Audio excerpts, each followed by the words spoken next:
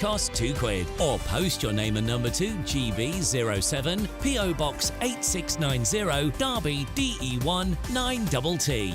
UK only. Entrance must be 18 or over. Lines close at 5 p.m. on the 30th of August. Please check the closing time if listening or watching on demand. Good luck. I'm Christopher Hope. From pop stars to politicians, I'll interview anybody in a pub who's got a political opinion. Join me every Friday on Spotify, Apple Podcasts, YouTube or GBNews.com, or wherever you get your podcasts. This is GB News, the People's Channel. In the GB Newsroom, we bring you the news as it happens. With our team of dedicated journalists across the UK, GB News brings you accurate reporting of the day's topical agenda. When the news breaks, wherever and whenever it's happening, we'll be there. This is GB News, the People's Channel, Britain's news channel.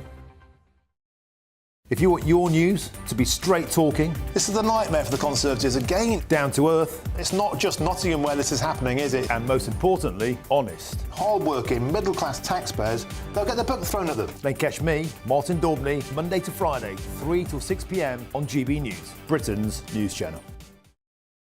Hi there, I'm Michelle Dewberry and I'm going to take a second to tell you all about my show, Dubes & Co. We start off with the issues of the day. We then bring in both sides of the argument. We get rid of the disrespect. And then you throw me into the mix. And trust me, I'll tell it exactly how it is. And then, of course, the magic ingredient, you at home. We mix it all together and what have we got, in my opinion, the best debate show in town. Monday to Friday, 6 till 7 on GB News, Britain's news channel. Are the newspapers getting you down? My wife didn't divorce me that month. Struggling to separate the wheat from the chaff? I know that it's a bit of a circus at the best of times. Well, don't worry. Headliners has got you covered. We'll take the burden of reading the day's news, and if we get depressed, who cares? It's an occupational hazard, frankly. That's Headliners on GB News from 11 p.m. till midnight, and the following morning, 5 till 6 a.m. on GB News, the comedy channel. Nah, just kidding. Britain's news channel. Good afternoon, Britain. It's 12 o'clock on Wednesday, the 10th of July. I'm Tom Harwood. And I'm Emily Carver. Manhunt. Police launch an urgent search after 3 women are found dead at a property in Hertfordshire. Police warn that the suspect, the prime suspect, Kyle Clifford, aged just 26, may be carrying a crossbow. We'll be live on the scene. Yes, and elsewhere, Keir Starmer arrives in Washington, D.C. for the NATO summit. He'll meet President Biden for the first time as Prime Minister, but he has been accused today of playing with fire over his lack of commitment to higher defence spending. And England fans are gearing up for a crunch semi-final clash with the Netherlands. Will the Three Lions roar and reach their first ever Euros final not held on home soil? We'll be reporting live from Germany. And as the shadow race for the Tory leadership hots up, we have shock new poll results on who the public and the Tories want as the next leader of the opposition.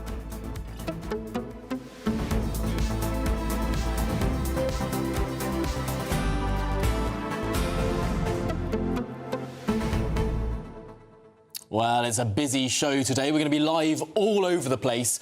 And starting off, of course, with that tragedy, the 3 individuals who've been found dead in North London. Yes, we don't know too much as it stands, but we know that there is a manhunt ongoing at the moment in that leafy area of Hertfordshire, relatively quiet suburb. 3 women found dead. Suspect 26, Kyle Clifford. That's who they're searching for.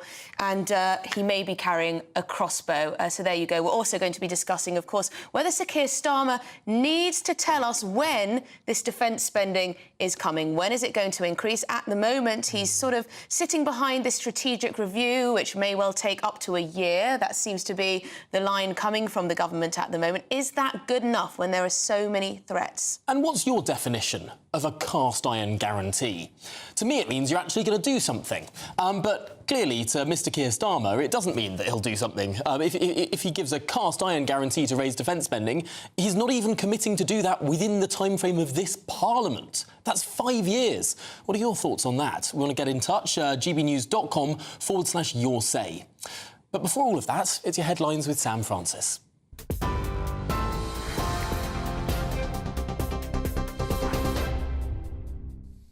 Tom, Emily, thank you very much and good afternoon to you. It's just after 12 o'clock and a roundup then of that breaking news in the last few hours from Hertfordshire, where police are urging people living there and in North London to be vigilant and to look out for the suspect in a triple murder who they say might be armed with a crossbow. That's as the urgent manhunt continues. Detectives want to question 26-year-old Carl Clifford from Enfield after 3 women were killed in Bushey. We now know that those 3 women were found in a property on Ashland Close just before 7 o'clock last night. It's understood they were related. On a relatively quiet and residential road, people living there, the residents, have said it is a tragic and disturbing situation. And we are also hearing from the Home Secretary, Yvette Cooper, on social media, who has said that she is being kept fully updated on what she has also called a truly shocking situation. We will have our reporter, Theo Chakumba, on the ground there for you later on this afternoon with more details. In other news, 2 children from a primary school in Liverpool that's been dealing with an infection outbreak have sadly died. It's understood those children from Milstead Primary School were aged 5 and 6. The UK Health Security Agency says it's been looking into a number of cases of giardia at the school, but experts say it's unlikely the deaths are related to that outbreak. Detectives have issued an image of a man that they want to talk to about a stabbing on a South London bus. Police say the victim, a man in his 50s, was attacked on a Route 64 bus in Croydon in the early hours of this morning. He'd confronted a fellow passenger over placing his feet on a seat and was stabbed several times in the leg. Anyone with information has been asked by police to contact the Metropolitan Force. In other news, the Prime Minister is promising today a review of the UK's defence and security, which could see the size of the armed forces increase. His manifesto before the election promised to spend 2.5% of national income on defence. However, he's refused to guarantee the government will meet that promise within his first term. Instead, he's pledging to keep the UK's defences strong, but without breaking his spending and borrowing rules. We will carry out our strategic review to look at the challenges, the capabilities, and on the back of that make further plans. I am committed to that 2.5% within our fiscal rules, but that strategic review needs to come first. And those comments from Sir Keir Starmer come as the new Prime Minister arrived in Washington today for a NATO summit where he's pushing allies to invest more in defence. It's the first time he'll line up with other world leaders as Prime Minister, and opening the NATO summit, US President Joe Biden insisted the alliance is more powerful than ever. An overwhelming bipartisan majority of Americans understand that NATO makes us all safer. The fact that both Democratic and Republican parties are represented here today is a testament to that fact. The American people know that all the progress we've made in the past 75 years has happened behind the shield of NATO. And the American people understand what would happen if there was no NATO. And on the topic of Joe Biden, Sir Keir Starmer has said that he shouldn't worry about being too old to be president, despite being over the age that the Labour leader wants peers in the House of Lords to retire. The new government's planning to bring in new measures to force peers to retire at the age of 80 in a bid to cut down the size of the chamber. The Prime Minister insists the change targets the bloated, he says, House of Lords, not elected officials elsewhere. And Donald Trump is challenging President Biden to another head-to-head debate this week. Speaking at a rally in Florida, Trump offered to face off without moderators and said it would be a chance for Biden to redeem himself. It comes after Biden's stumbling performance in the first debate raised concerns among Democrats, with talk that he could be replaced as their nominee. Trump described it as the most decisive and overwhelming defeat in the history of presidential debates. Let's do another debate this week so that Sleepy Joe Biden can prove to everyone all over the world that he has what it takes to be president. But this time it will be man-to-man, no moderators, no holes barred. Just name the place, anytime, anywhere. And finally, some sport for you before we hand back to Tom and Emily. Thousands of England fans are in Dortmund in Germany ahead of tonight's Euro 2024 semi-final against the Netherlands. But the Brits are expected to be outnumbered by the Dutch. It's thought there could be 4 times as many opposition supporters out on the streets of Dortmund tonight, where Gareth Southgate's side are pushing for a place in the final against Spain on Sunday. The manager has admitted the squad haven't been at their best, but they have managed to pull through. The beginning of the tournament, the expectation weighed quite heavily, and of course the external noise was louder than it's ever been. So I felt we couldn't quite get ourselves in the right place, and in the end, what was impressive was that the players ground it out. They ground results out and found ways to win. Those are the latest GB News headlines for now. I'm Sam Francis. Plenty more still to come throughout the rest of this afternoon with Tom and Emily. I'll be back in half an hour. For the very latest GB News direct to your smartphone, sign up to News Alerts by scanning the QR code or go to gbnews.com/alerts.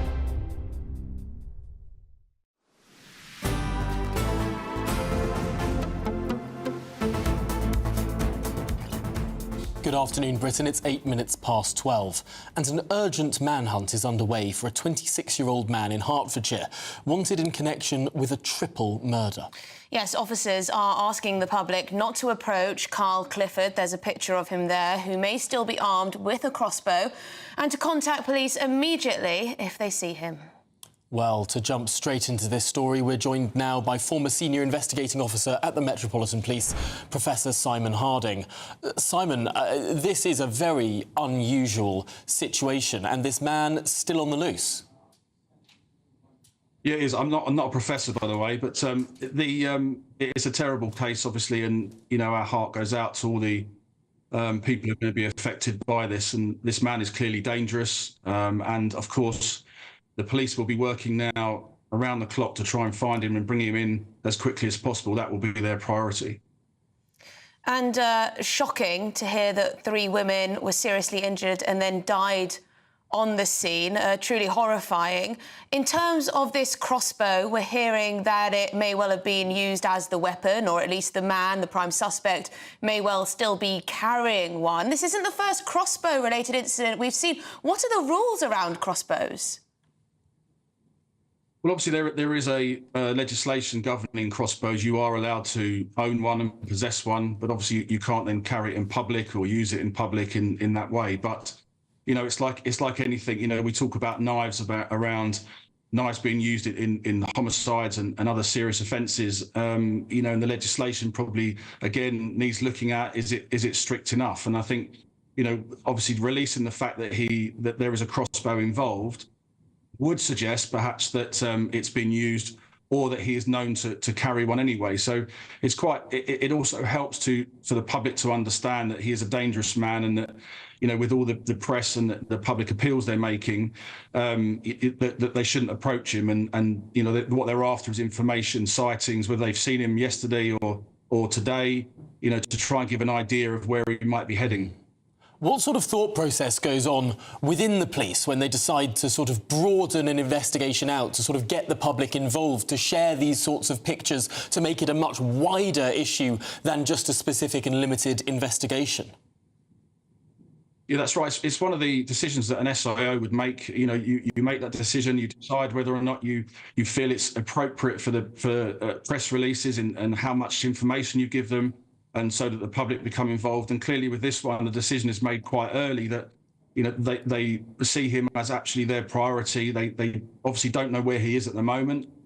They want evidence from around the scene so that if anybody saw him, can put him in that area, because they obviously want to link him to that scene as much as possible through evidence as well. But also, he's had a head start, and that's always a great worry as an SIO, that somebody's got a head start on you. So they'll be broadening that net of information to people so that they can understand and try and plot where he might have been. Obviously, using things like CCTV and that you see all the time in doorbells and everything else that you can see, to try and help and understand the direction he's going in. But also then broadening that even further to outside your ports areas. Your border force becoming involved, because one of the things they don't want him to do is get away.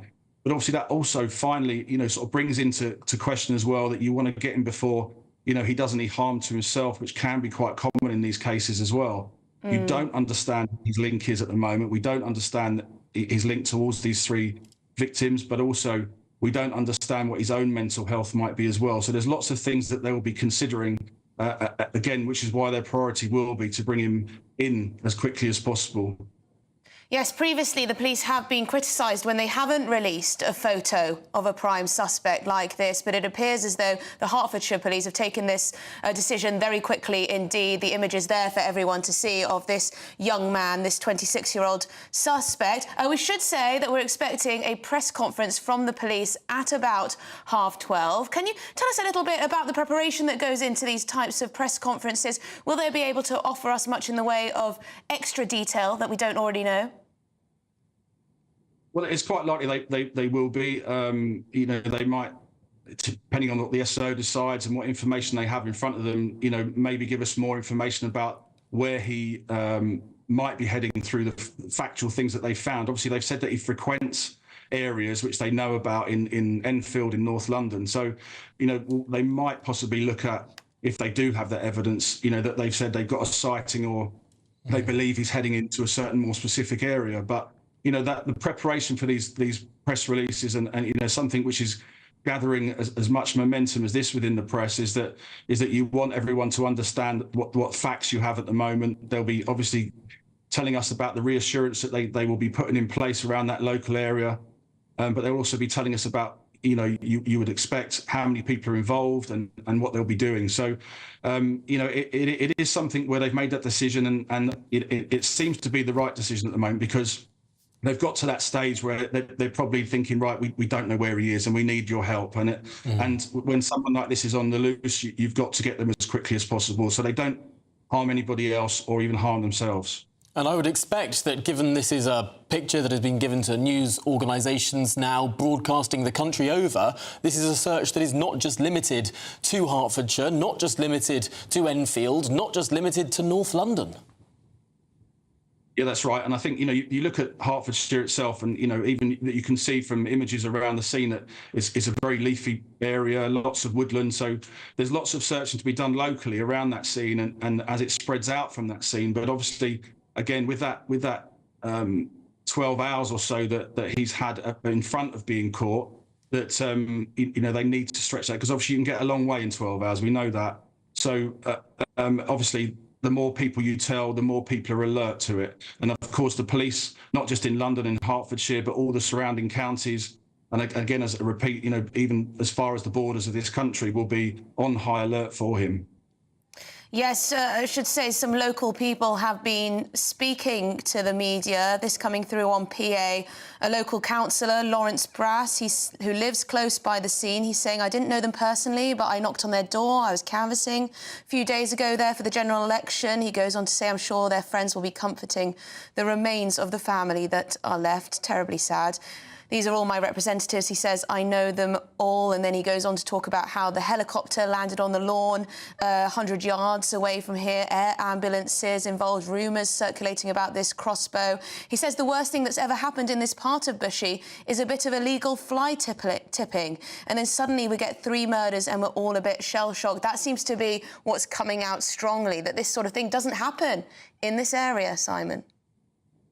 No, and that's absolutely right. I think, I mean, it's, you know, it's known as an area which is particularly quiet for crime and is a place where almost, you know, you could say people go to retire sometimes as well in those sort of areas. So it will have shocked a community and it's not just about reassurance patrols. It's about, you know, that reassurance that the police are doing something to try and find him as quickly as possible. So, you know, I understand, obviously, you know, that the thoughts really and the other focus is those that are left behind in that family circle. So they'll have specially trained officers with them, supporting them, you know, as much as you can when you have something like this so tragic happen in your family. So, you know, obviously the police will want to reassure them and want to reassure the public that they are doing everything they can, and that includes then putting his face out and his details out in the press.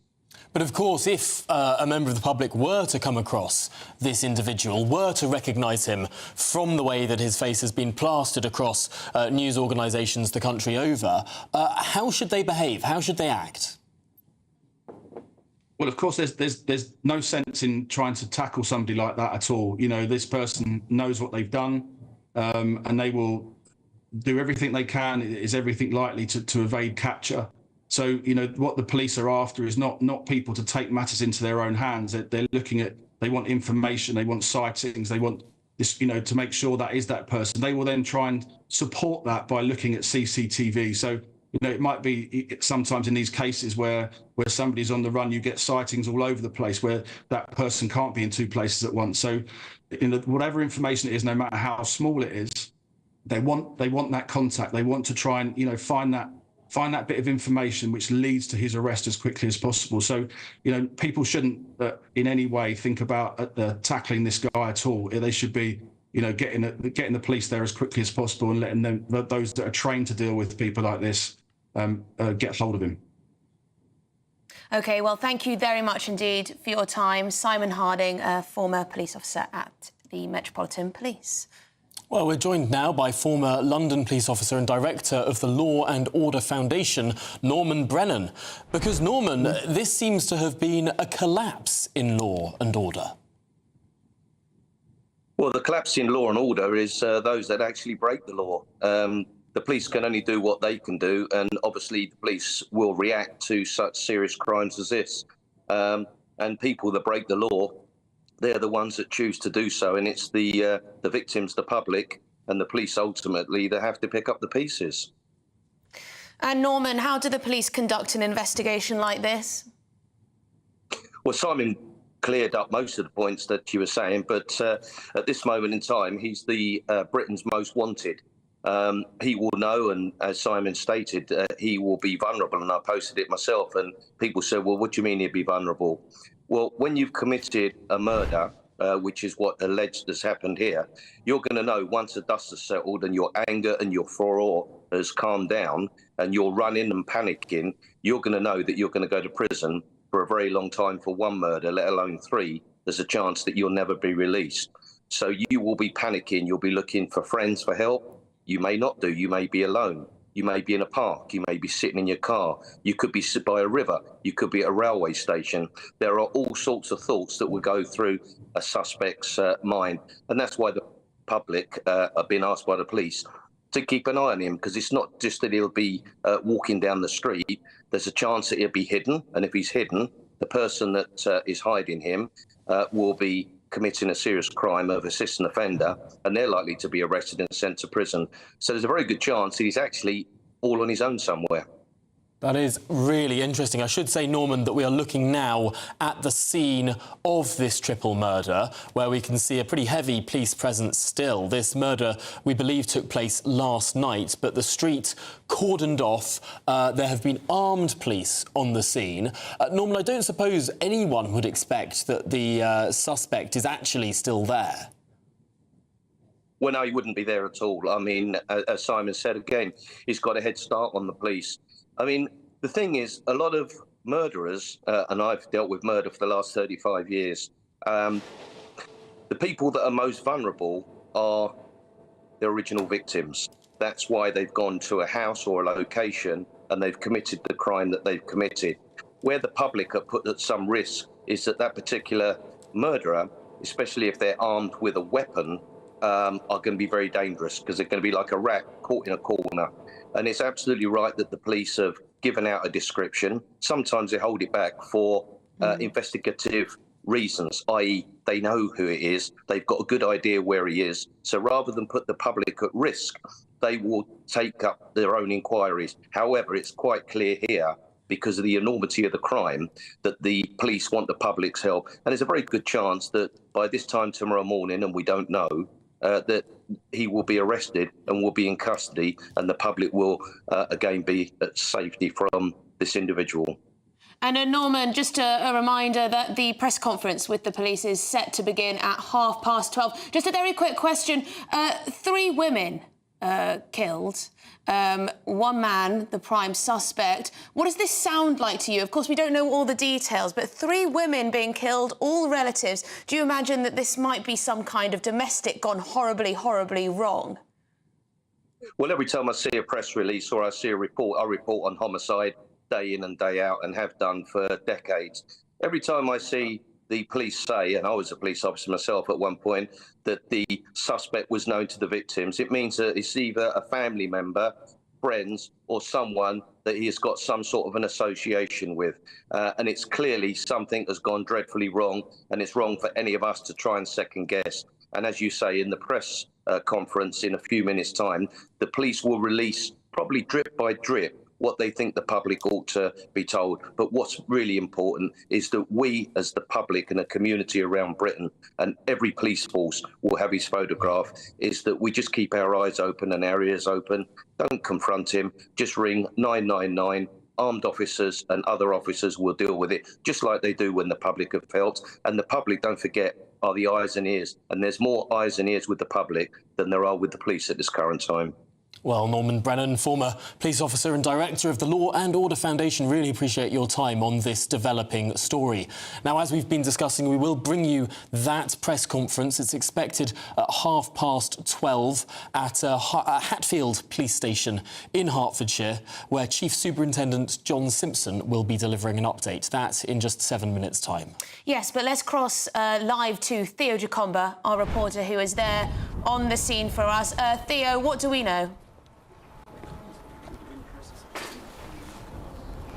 Well, for the community here, they're coming to terms with what's happened. I've just been speaking to a resident who lives on this road, a lady called Julie. She's lived in this area for 46 years, and she was telling me just after 8 o'clock yesterday, she was seeing armed police, blue lights, helicopters, and she wasn't too sure what was going on. And she says she's in shock, and she's been following the updates throughout today. But what we do know is that the police, Hertfordshire Police, working with the Metropolitan Police, are searching for 26-year-old Kyle Clifford from the Enfield area. And this is in connection to the incident that the police were called to here in the town of Bushey just before 7 p.m. last night, where 3 women, they came here, they found 3 women, attempted to help them with best efforts from those from the East of England ambulance service, but they died shortly after here on the scene. Now, behind the cordon, we can't see from here, but there is a forensics, a black cover, just so that neighbours can't see what's happening there. But that's no doubt because of the investigations that are taking place outside the house and inside the house. But in terms of the search itself, it's a wide search because they don't know where he could be at the moment. They're searching here in Hertfordshire and also in North London, where he's from in Enfield. So all efforts are being put into place at the moment from police forces from Hertfordshire and the Metropolitan Police in the search for this 26-year-old man. Well, Theo, it does seem like it's a particularly traumatic time for people in the area. You said you were speaking to one individual who seemed incredibly shocked. This is going to ripple through the community. It certainly is. There are people here still in their homes, maybe perhaps working from home or on a day off today, and they've been peeking out their windows just to see what's been happening. And police officers have been going from door to door, perhaps offering support, but also for any information that people may have, whether they saw or heard anything in that time frame during last night. But we do know that the police, in the early hours of this morning, or just in the last hour or so, that they've confirmed that they believe the suspect is in possession of a crossbow. So if anybody does see him, they're being urged not to approach him, but call 999 immediately. And Theo, can you give us any more detail about this press conference we're expecting at 12:30? Will it be where you're standing right now, close to? So it's actually going to be about 9 miles away from here at Hatfield Police Station. That's taking place in about 4 minutes' time, which we can bring to our viewers when it begins. But perhaps it's an opportunity for the police to give us the latest updates, to tell us where they're at. Perhaps they've been working behind the scenes, trying to establish whether there was a motivation, what this person was doing in the days prior to today, but also with that intelligence that they may have got since yesterday and into today. And perhaps give us an update as well with the collaborative efforts that are happening with the police forces. Thea Chikomba, thank you very much. Live from the scene. Appreciate your reporting. Now, the new Home Secretary, Yvette Cooper, has issued a statement on Twitter that she is being kept fully updated.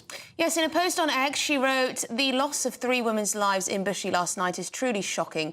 My thoughts are with the family and friends of those who have been killed and with the community. I'm being kept fully updated. I urge people to support the Hertfordshire Police with any information about this case." So those are the words of the now Home Secretary, Yvette Cooper. Well, we're going to be rejoined now by the former London police officer and director of the Law and Order Foundation, Norman Brennan. And Norman, our apologies in advance if we need to cut you off to go straight live to this press conference we're expecting in just a couple of minutes' time. But really, we want to get a perspective of how the police will be preparing for this and what can we expect to hear in just those couple of minutes' time. Well, the senior investigating officer, which will probably be an officer of, I would suggest, an assistant chief constable or certainly a chief superintendent or above, will give the public as much information as they can. The police often hold back information that they don't feel is relevant or something that they're privy to that will help them, but they will give the public as much information as they can to help the public help the police. And the police, they hold things back not because they've got anything to hide, but sometimes there's things that police know. Like at this moment in time, they'll be looking at his phone record. We can trace people through phones wherever they go around the country and around the world. It's amazing the technology they've got. They'll be looking at AMPR. Did he escape or has he got access to a motor vehicle? If he has, that'll be put on every AMPR camera in Britain. So anytime his car, if he's in a car, is seen, the police will be immediately alerted. And don't forget, although there's not many police about, there are very fast cars. There's many armed response units around Britain. So the public need to be reassured, because at the moment, I'm sure they're very concerned because they don't know where he is, that he will be arrested. And let's hope it's as soon as possible. And that will be the priority of the senior investigating officer, that the public get as much information as they can, where they can give the maximum amount of help and support to the police. Norman, do you think they'll give us any information about potential links between the prime suspect and the victims, whether they were known, whether they had a relationship, whether they were friends, associates, whatever? No, the police will give as much as they feel that they need to. At this moment in time, there's probably 3 separate families that have got family liaison officers being dealt with and being looked after. And the police will want to cause as little distress as they possibly can and anxiety to those families and their family members. The main priority of the police is not really what the association is, but that this individual needs to be located and arrested and put in custody. And thereafter, the police, once they've dealt with the families, will give further information. And of course, the media will normally know that. And the police will give press releases stating that this was a particular family member. It appears to have been a dispute, or he was known to them. It was a dispute that he had with that particular family. That information is not really for now. The most important information is we've got 3 women that have tragically been murdered, and the arrest of the suspect is absolutely paramount. Everything else basically is incidental at this time. Now, I should say that we have been looking at pictures of Hatfield Police Station while we were talking, and again, we're expecting this update from Chief Superintendent John Simpson there at Hatfield Police Station. Is this press conference more aimed at professionals in the media or the public? Will there be lines there that they really want to cut through for the person on the street? Well, basically, it's for everybody. It's absolutely right. When there's been a murder or a very serious crime, what the public don't like and what the media don't like is for the police to tell them nothing. If you can give some sort of information, it is something for the public and the media to go on. And because this is such a serious crime, I mean, it's very rare that we have a triple murder that the police are investigating that all happened at the same time. So the police will want to show the public that how serious this incident is. They will pass over what information that they feel is appropriate at this main time. And it's only right because, of course, the public can then go away. And don't forget, the public eyes and ears, as I stated earlier on, are the most important thing. And of course, the media are very important as well. Programs such as GB News will be showing the photograph, will be putting it out, keeping it fresh in everybody's memory. And as I said earlier, he is at this moment in time Britain's #1 suspect most wanted. And I think the public will understand that. And that's why the police must give as much information as they possibly can under the given circumstances, which I'm sure the Chief Superintendent will do. Absolutely. Now, as we wait for this press conference, which was due to start about 2 minutes ago, correct me if I'm wrong, but crossbows as a weapon of choice, has that... we've seen more of this. We've seen quite a lot of crossbows, haven't we, recently? Well, we have and haven't. Sometimes because crossbows actually aren't that popular choice of a weapon, you hear more about them when they're used. Right. I dealt with homicide now for 30, 35 years. The primary weapon used in homicides are a knife. Occasionally there's a gun used, and it's very rare that actually a crossbow is used.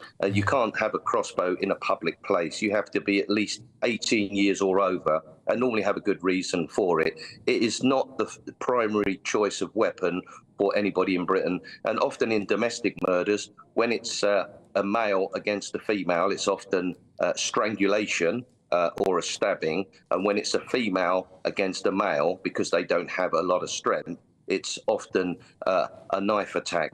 But it's very rare that people are shot or seriously injured or murdered with a crossbow. In fact, it's very, very rare indeed. Very, very rare.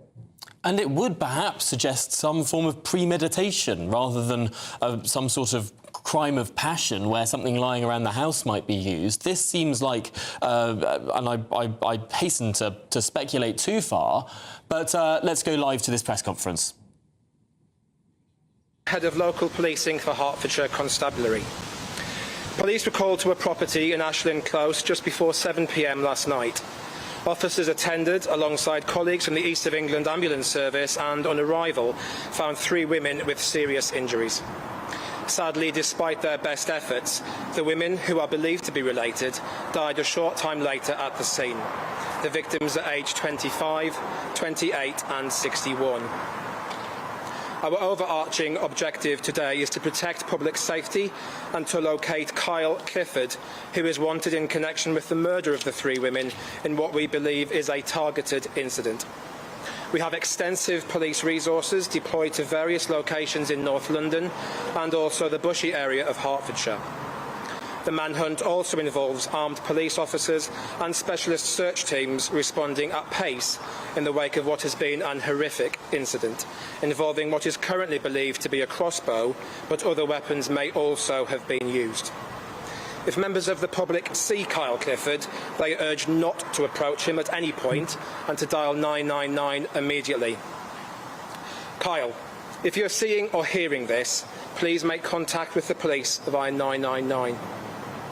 Beyond the immediate search operation, a major crime inquiry has been launched, and we also appeal to the public for any information in relation to the incident. This incident will be, of course, of concern to local residents. Additional local officers will be in the area today, so please do speak to them if you need to.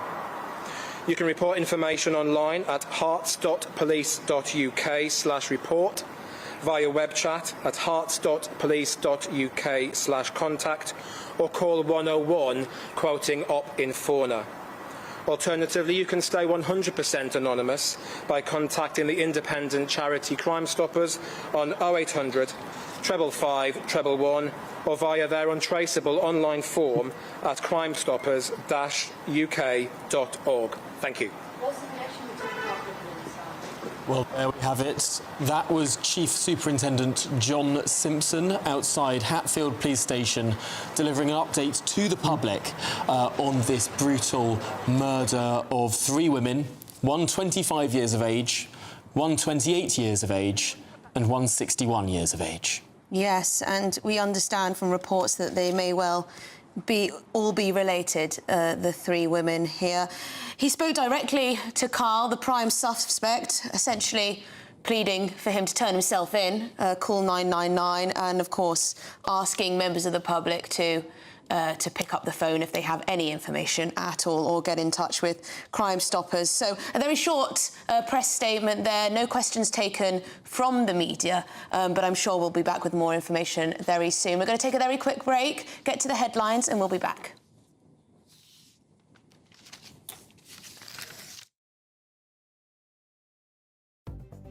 The latest GB News travel. Eastbound on the M27, there is a lane closure and queue in traffic to an accident from junction 5 for Southampton Airport to Hedge End at 7. London bound on the M2, there is a lane closure to emergency bridge repairs from junction 3 through to Rochester at junction 2. Northbound on the M11, there's a lane closure to emergency road repairs just after junction 7A for Harlow North. Traffic is coping well through the lane closure at the moment. It's also cleared for the southbound side of the M1. An earlier accident has returned back to normal between 11A through to 11 for Dunstable South and Luton. The eastbound side of the M4 also cleared following an earlier vehicle needing a tyre change between Chippenham at 17 to Swindon West at junction 16. Traffic now flowing there. So that's your very latest travel news. You can stay up to date throughout the day by visiting our website, gbnews.com. GB News Breakfast, every day from 6 a.m. I'm joined by showbiz journalist Steph Tetchy and the author Suze Holder. Welcome to you both, ladies. Right, what's top of the menu? What we got? Oh, well, we've got this story about Elvis Presley and his blue suede shoes, Susan. Yes, well, I am a huge, huge Elvis fan. Me too. And if I don't get home and find those blue suede shoes kind of wrapped up for me, waiting for me, but they did go for £120,000, so possibly they won't be waiting for me, but oh my goodness, what a thing that somebody has actually managed to get those. So, yeah, so Elvis is obviously famous for a lot of things, but he did bring blue suede shoes out in the 1950s. He wore these shoes and they were auctioned at a place in Devizes yesterday. So I do just think it's key memorabilia for somebody who's an Elvis fan. There is an Elvis exhibition, do you know, at the moment. Have you been to that yet? No, where is it? You should get yourself down there. It's at London Bridge, and lots of things from Graceland are actually on exhibition there. So the blue suede shoes won't be there because they'll be. We don't know who's bought the owner. Somebody will have bought them. But his gold suit, which is also a very, very famous thing. He had a foil gold suit. Is that there at this display? It's at. How's Graceland? Is it good? I'd live there. You know what it is? It's an amazing place because you can visit so many places that people have been, or like you go to the White House, lots of presidents have been there, or you go to other places. This is a home. And although it's kind of wacky, crazy, amazing, it does feel like a family home. There's not many places you can visit that is so connected to a person. Elvis Presley, blue suede shoes. If you're minted, 120 grand for a pair of those, that's a snip. I think it is. Yeah, absolutely. I thought they would have gone for millions. Same here. Yeah, and they are authenticated. They were given away by Elvis. He gave away an awful lot of things. He gave it to one of his guys, one of the Memphis Mafia, Alan Fortas. GB News, the People's Channel. Well, welcome back. It is now 20-1. And we've been talking about, of course, this tragedy in Hertfordshire. This is a picture of Kyle Clifford, the prime suspect in a triple murder investigation. We've learnt today that a 25-year-old woman, a 28-year-old woman and a 61-year-old woman were all found dead, murdered in their home in Hertfordshire. Truly shocking. We heard from the Chief Superintendent outside Hatfield Police Station. He gave a brief statement, very to the point. He says he believes that this attack, this murder, this triple murder, was targeted, and appealing to the prime suspect there to call 999 and turn himself in. We're going to go live to the scene now in Hertfordshire, in Bushey, where Theo Jacomba, our reporter, is. Theo, we heard from the Chief Superintendent. Also used in the attack. The Chief Superintendent also made a direct appeal to Carl Clifford himself during that news conference in the last 5 I think we might have a problem with the line there. We'll see if we can return to Theo Chikomba, who is, of course, at that scene. It's a very quiet suburban neighbourhood in Hertfordshire, of course, just on the edge of Greater London. Another area of interest in this search for the police is Enfield, not so far away in North London, where the prime suspect is from. That's one Kyle Clifford, who, quite unusually perhaps, the police made a personal appeal to in their statement. Yes, to turn himself in, to call 999, to get in touch with the police. And we also heard from the police that, yes, a crossbow is believed to have been a weapon, that there may well have been other weapons involved too. So that's what we know so far, an appeal to the public for more information. We're now joined by former London police officer and director of the Law and Order Foundation, Norman Brennan. Norman, a short, precise, to-the-point statement there from the police. Absolutely. It's laconic, to the point, without giving too much information out. I mean, you can look at the combination here. I mean, by the looks of the ages of the three ladies concerned, it could be two daughters and a mum. It could be two friends and a mum. But there's clearly some sort of an association that Kyle Clifford has with these particular three women. And the police may well have that information, which is what they're not going to share with the public at the moment. As I said, their main priority is that everybody must ensure that they keep their eyes open for this suspect and he's arrested, and all the other relevant information that the public and the media would love to glean at this moment in time will be given to them thereafter. And Norman, do you think that it is a particularly usual or unusual situation for this personal, direct appeal to Kyle, saying, Kyle, if you're listening to this, turn yourself in, call 999? Not really. It's the sort of thing that the police would say each and every murder, because somebody knows that they have committed a murder. They know that the police and the public will be looking for them, and it's always something, and it rarely ever works. But sometimes that particular individual could be sitting in a car, sitting at home, listening to the radio, watching the television in absolutely despair, not knowing what to do, knowing that this is probably the end of their time. And what they'll do is they just might think, do you know what? There's nowhere to hide. I can't run away from this any longer. And rather than ring 999, which is what they can do, they should really go to a police station, which is what they sometimes do, maybe with a solicitor, so that they've got some there with them, and just hand themselves in. Because before, sooner or later, this suspect, without doubt, because he's number one, Britain's most wanted at the moment, he will be arrested. If it's not today, if it won't be tomorrow, it might be next week. But the police will be looking for him 24/7, and they will keep this case in the public's eye through media outlooks such as yours. Norman, how often do violent criminals hand themselves in? Very rare. Occasionally they do. When their photograph is actually been put out, straight away they know, because wherever they look in the newspapers or on the television, they will know that their time will come very soon. And sometimes they think it's the best thing to do is to hand themselves in. The other thing that the police will be doing is they will be going to all of his family, all of his friends, all of his contacts, and knocking on their doors. And what they will say is this: if Kyle contacts you, tell him to hand himself in. Do not protect him. Do not give him food and water and a roof over your head, because you will be arrested. And it's amazing that some of these people, when they are on the run, they do ring their associates, family and friends. And what their family and friends often say is, look, you're going to get nicked. The police are all over us. I'm fed up with them knocking on our door. And sometimes we do it quite deliberately. We knock on the same people's doors quite often, and the word often gets out. And in answer to your question, it's not often, but when they do, it saves the public being put at any further risk, and they're probably doing themselves a favour by knowing that it's the end of the day for them. Let's hand myself in, let's face the music. I've got to face up to what I've done, and 3 murders is a lot of facing up to do.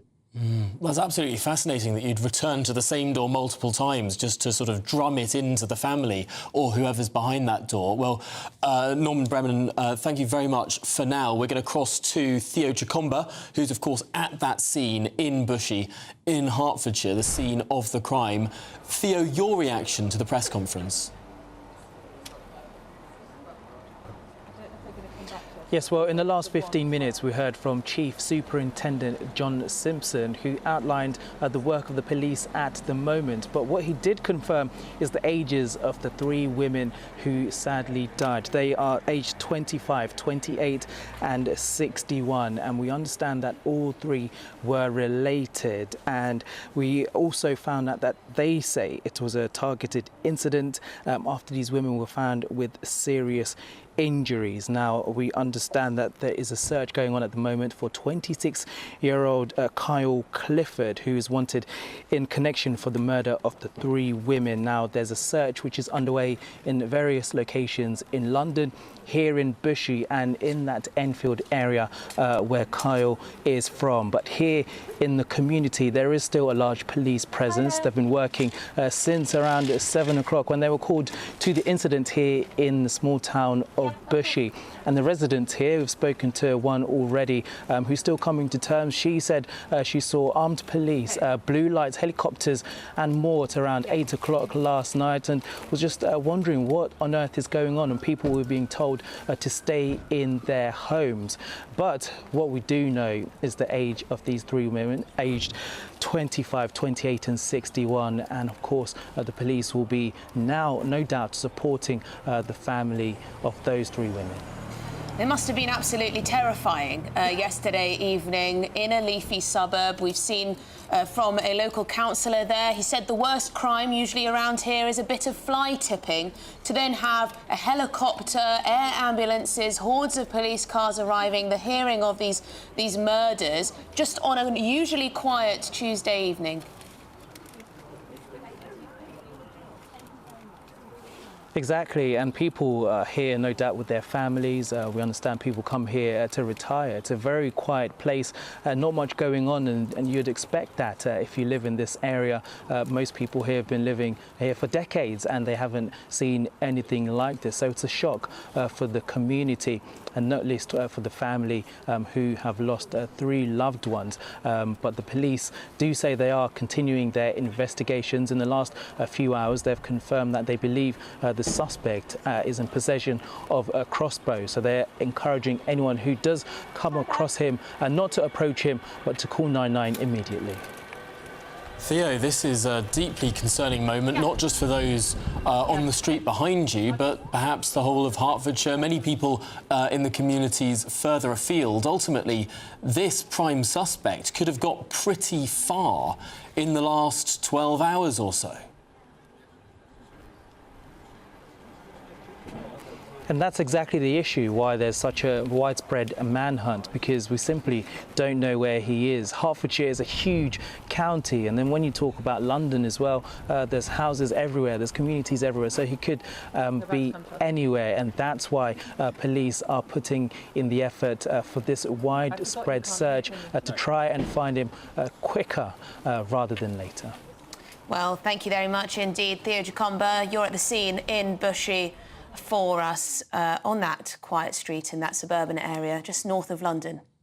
Yeah, it's really fascinating to see that this is growing, perhaps growing and learning about what the police might be doing, particularly in Enfield, where the suspect, Kyle Clifford, appears to be from, going perhaps door to door, seeing those who know that individual and making sure that he has nowhere to hide. Here again is a picture of Kyle Clifford. The public have been told, and this is why we've been given this picture specifically to distribute it, because it's likely this is a dangerous man. And if you see this man, you should call the police. That's the clear message we got from Chief Superintendent John Simpson when he spoke just some 20 minutes ago at Hatfield Police Station. This is a concerning crime and a fairly unusual crime. I have to say, it's not often we report on a triple murder manhunt. And again, those ages of the victims concerned discovered a 25-year-old, a 28-year-old and a 61-year-old, all women, all related to one another. Now, the operation has been called Op Informa. Individuals have been told if they have any information about this incident, they should quote those words, Op Informa, when they speak to the police. Absolutely, and we've been told by the police now that, yes, a crossbow may well have been used as a weapon, but there may well have been other weapons involved in the brutal murder of these three related women. We're just going to get the view of the former police officer, Norman Brennan, who's with us, also director of the Law and Order Foundation. How quickly do the police tend to find prime suspects like this when there's a manhunt underway, when the image is out there for all the public to see? Well, normally, if you're a premiership criminal and it's a gang-related shooting, what will often is you will go to your associates and you'll try and get out the country, which is why the police will block all the ports, airports, etc. But if it's something where you've had a dispute with a family or friends, or someone's crossed you or you've crossed them and it's all come to a head, you will probably stay quite local. And it's rare that this much publicity is given so quickly on a murder. I deal with or oversee stabbings, shootings every day. There's been 14 stabbings in London in the past week alone, for example, all over the place. 4 in Hayes. There's been 2 triple stabbings. Well, when these happen now, because they're so routine, nobody ever covers it, because people almost accept how bad it is that nothing will ever change. However, when you go up a gear and it becomes a murder in a suburb, and here a triple murder, it will be given frontline news. It won't be well down the news channel like GB News there. It's your front page story. So he will probably not go far away. He will probably have not many people to go to that will help him. Others will be reticent to help him because they know that they will face arrest and likelihood to go to prison. So because of the publicity, I would suggest there's a very good chance that he will be arrested in custody within 24 hours. That's just a guess. But sometimes people will find themselves like the Raoul Moats of the world. He was the most wanted. He managed to evade capture, I think, for about 10 days, 14 days. And he did go on to commit very serious crime. I don't know anything about this individual, but there is a good chance that the only people he intended to hurt in his moment of anger or rage, and it's clear that he had rage and anger and hatred probably because he showed no mercy, there's a very good chance that this individual will not hurt anybody else unless, of course, he's confronted. Hence, well, Norman, that's all we have this hour, but my goodness me, this manhunt continues. We will have much more after the weather. A brighter outlook with Box Solar, sponsors of weather on GB News. Hello, good afternoon. Welcome to your latest GB News weather update brought to you from the Met Office.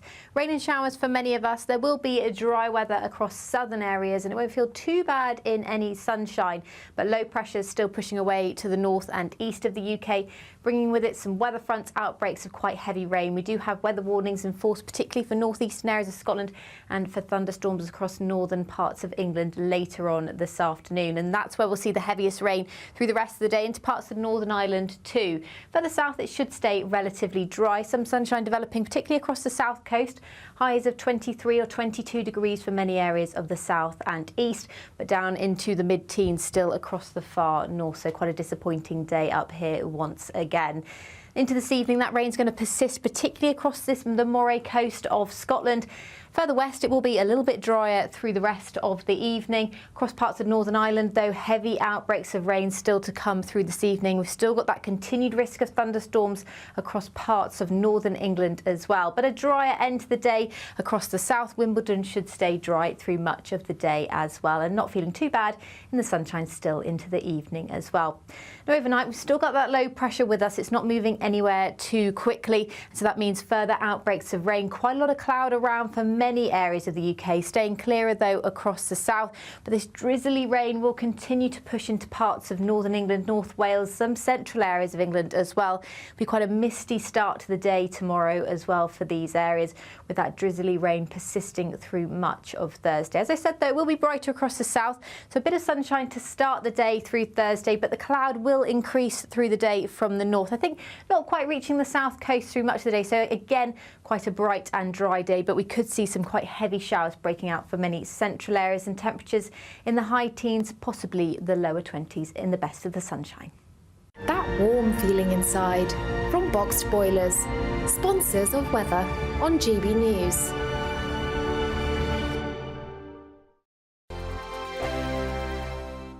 £30,000 in cash has to be won. It's our biggest cash prize so far, and it could be yours. Phil was a winner. Listen to what he says about winning the Great British Giveaway. Hi, my name's Phil Cox. I just looked at my account and thought, oh my God, yeah, it's true, it's gone into my account.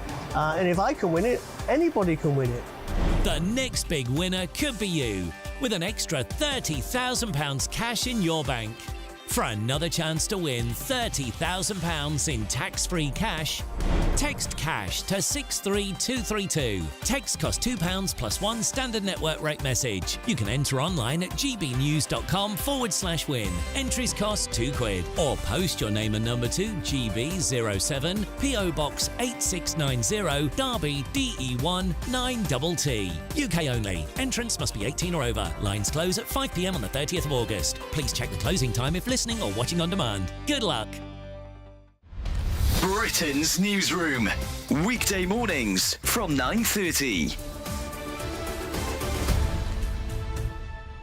Well, we've got quite an extraordinary story to talk to you about now, because a triple amputee war hero is launching a bid to become the first to sail across the Pacific Ocean non-stop, solo and unsupported.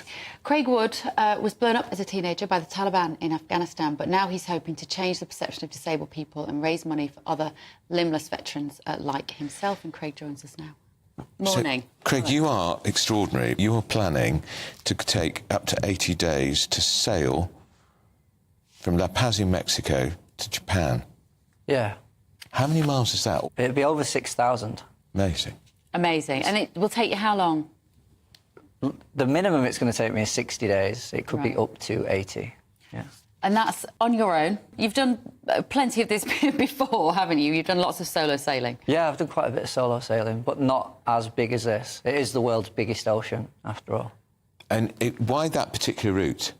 I wanted it to be a challenge, not just for me, but for anyone. Right. So any able-bodied person can look at this and go, wow, that is difficult. Yeah. And so that was the main drive. Then it's become a bigger thing than that now. Now I'm raising money for charity, and I can truly inspire people to change their perception on what is possible for disabled people. And if you don't mind, can we ask you what happened in 2009 in Afghanistan? What were the circumstances of your injury? I was on a normal routine foot patrol. About 5 metres in front of me, a commando IED was triggered.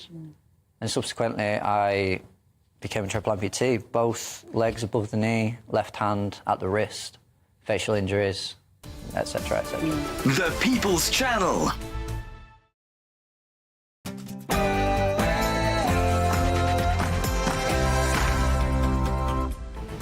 Well, good afternoon, Britain. It's 1 o'clock on Wednesday, the 10th of July. I'm Emily Carver. And I'm Tom Harwood. And the manhunt continues. Police are continuing an urgent search after 3 women were found dead at a property in Hertfordshire. Police are warning that the prime suspect, Carl Clifford, aged 26, may be carrying a crossbow. We're looking at live pictures now of this street in Bushey in Hertfordshire, where those 3 women were found dead. One aged 25, one aged 28, and one aged 61. We're going to be continuing coverage of this urgent manhunt throughout this afternoon here on GB News. That's coming after your headlines with Sam Francis.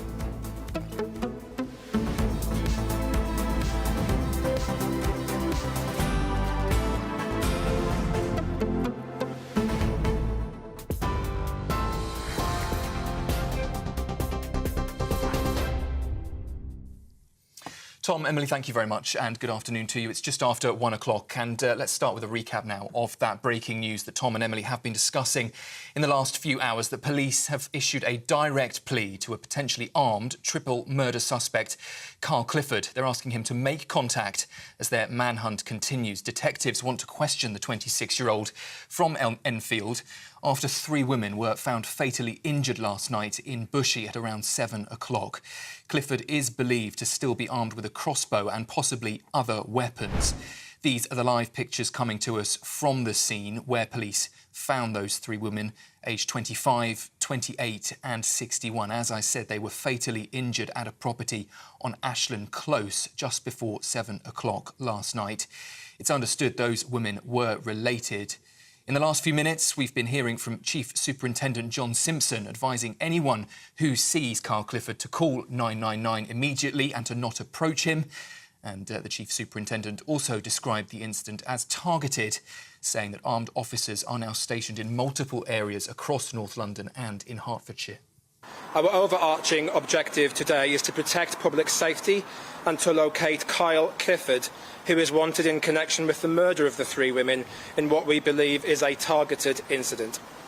We have extensive police resources deployed to various locations in North London and also the Bushey area of Hertfordshire. The manhunt also involves armed police officers and specialist search teams responding at pace in the wake of what has been an horrific incident, involving what is currently believed to be a crossbow, but other weapons may also have been used. And we will, of course, have much more on all of the breaking lines coming to us from Hertfordshire with our reporter Theo Chakumba throughout the rest of this afternoon. In other news, 2 children from a primary school in Liverpool that's been dealing with an infection outbreak have died. It's understood those 2 children from Milstead Primary School were aged 5 and 6. The UK Health Security Agency says it's been looking into a number of cases of giardia at the school, but experts say it's unlikely the deaths are related to that outbreak. Detectives have issued an image of a man that they want to talk to after a stabbing on a South London bus. Police say the victim, a man in his 50s, was attacked on a Route 64 bus in the Croydon area in the early hours of this morning. He had confronted a fellow passenger on the bus over placing his feet on the seat and was then stabbed several times in the leg. Police are asking anyone with information to contact the Metropolitan Force. In other news, the Prime Minister is promising a review of the UK's defence and security, which could see the size of the armed forces increase.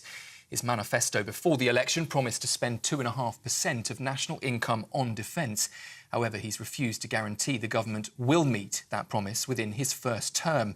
Instead, he's pledging to keep the UK's defences strong without breaking his spending and borrowing rules.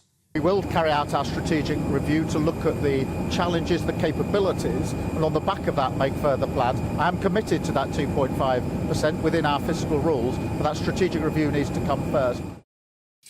And those comments from Sir Keir Starmer come as he has arrived in Washington today for a NATO summit where he's pushing allies to invest more in defence.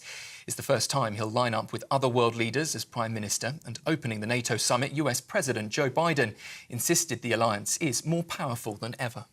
An overwhelming bipartisan majority of Americans understand that NATO makes us all safer. The fact that both Democratic and Republican parties are represented here today is a testament to that fact. The American people know that all the progress we've made in the past 75 years has happened behind the shield of NATO. And the American people understand what would happen if there was no NATO. Well, Sir Keir Starmer has said that Joe Biden shouldn't worry about being too old to be president, despite being over the age that the Labour leader wants peers here in the UK to retire from the House of Lords. The new government's planning to bring in new measures to force peers to retire at the age of 80. That's in a bid to cut down the size of the chamber. The Prime Minister insists the change targets the bloated House of Lords, not, though, elected officials elsewhere. Struggling South East Water say they need a cash injection from investors to stay afloat. The firm, which serves 2.3 million people across Kent, Sussex and Surrey, is said to be in discussions with lenders and shareholders, with bosses expecting to raise the extra funds. However, failure to agree a deal could mean the company is unable to continue operating. And South West Water is already on the regulator Ofwat's watch list for financially at-risk companies, along with Thames Water. In the US, Donald Trump is challenging President Biden to another head-to-head debate this week. Speaking at a rally in Florida, Trump offered to face off without moderators and said it was a chance for Biden to redeem himself. It's after Biden's stumbling performance in the first debate that raised concerns among some Democrats, with talk that he could be replaced as their nominee. Trump described it as the most divisive, decisive, overwhelming defeat in the history of presidential debates. Let's do another debate this week so that Sleepy Joe Biden can prove to everyone all over the world that he has what it takes to be president. But this time it will be man-to-man, no moderators, no holes barred. Just name the place, anytime, anywhere. And in just a few moments, another update on the news coming to us on that triple murder manhunt. But final story from the newsroom for now. Thousands of England fans are in Dortmund for tonight's Euro 2024 semi-final against the Netherlands. But the Brits are expected to be outnumbered by the Dutch fans. It's thought there could be 4 times as many opposition supporters out on the streets in Germany tonight. Gareth Southgate's side are pushing for a place in the final against Spain. And these England fans told us they are expecting a win. Easy game. I say easy, probably going to be pens, but obviously we'll win because that's what we're good at. You've seen the last game with Switzerland, you know, baby food, easy. Yeah, I'm excited for the semi-finals. It's going well so far. Hopefully it can get better. I won't take nothing away from the Dutch. They got Van Dijk, that's about it, but, you know, we'll give it the best. You know what I mean? Those are your latest GB News headlines for now. Let's get right back to Tom and Emily for an update on the urgent manhunt in Hertfordshire. For the very latest GB News direct to your smartphone, sign up to News Alerts by scanning the QR code or go to gbnews.com/alerts.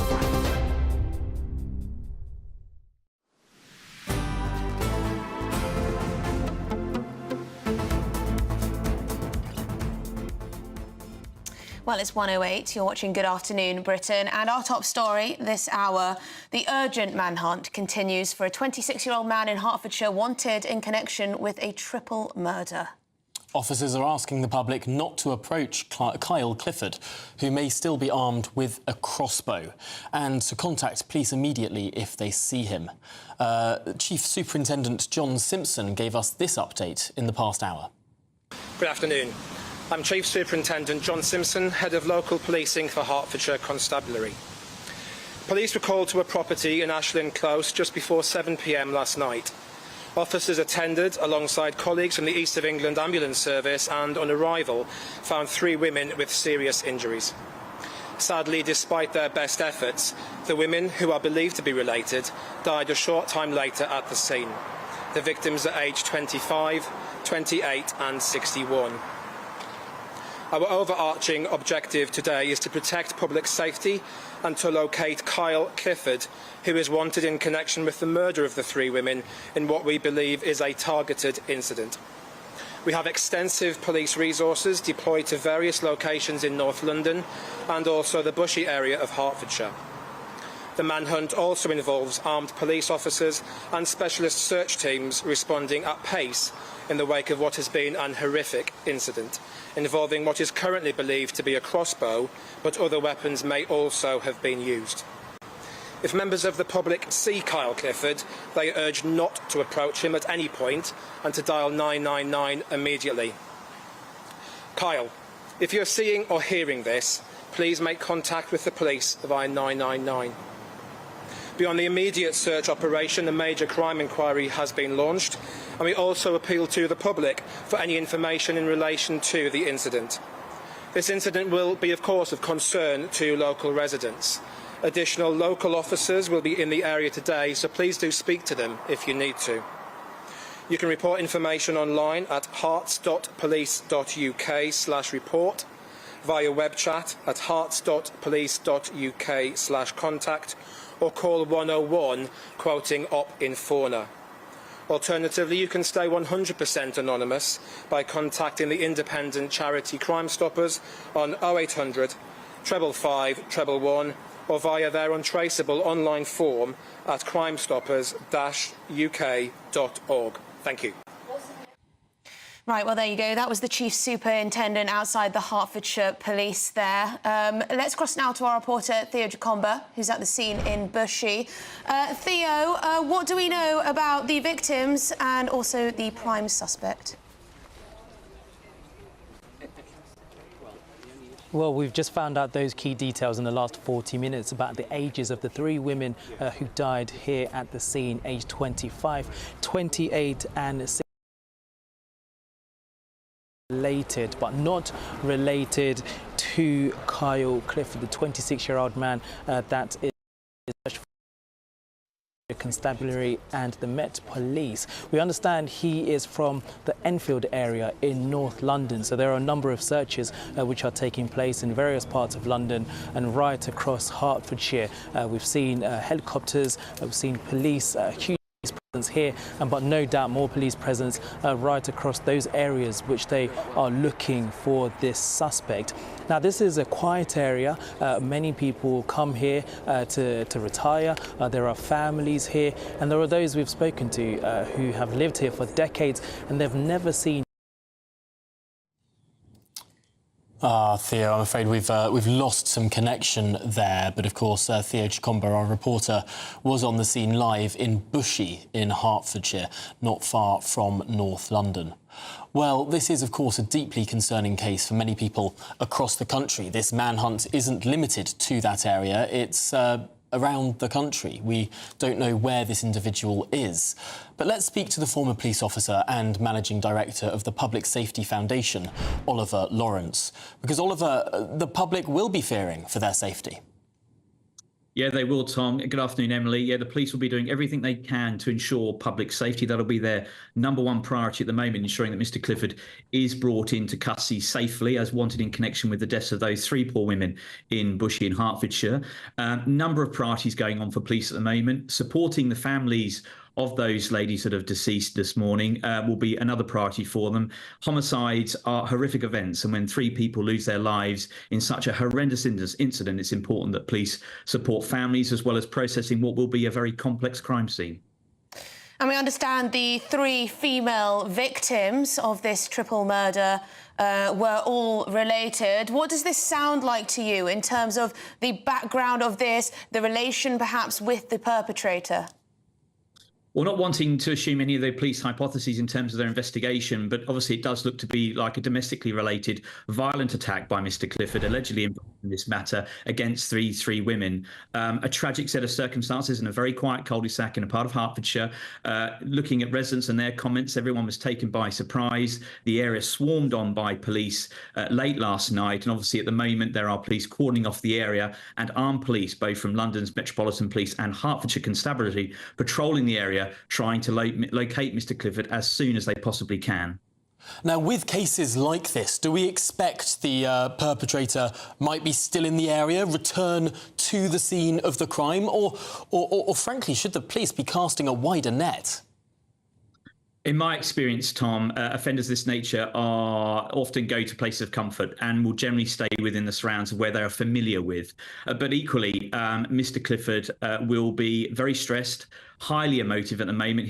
Obviously his actions are totally unpredictable, and as you quite rightly say, he may be anywhere in the country. But I suppose rest assured that Hertfordshire Constabulary's SIO and their operational team are doing everything they possibly can within their power to bring him into custody. But as we've said time and time again, if Mr. Clifford is listening to these new broadcasts, it's important that he does the right thing, hands himself in, and ends this incident sooner rather than later.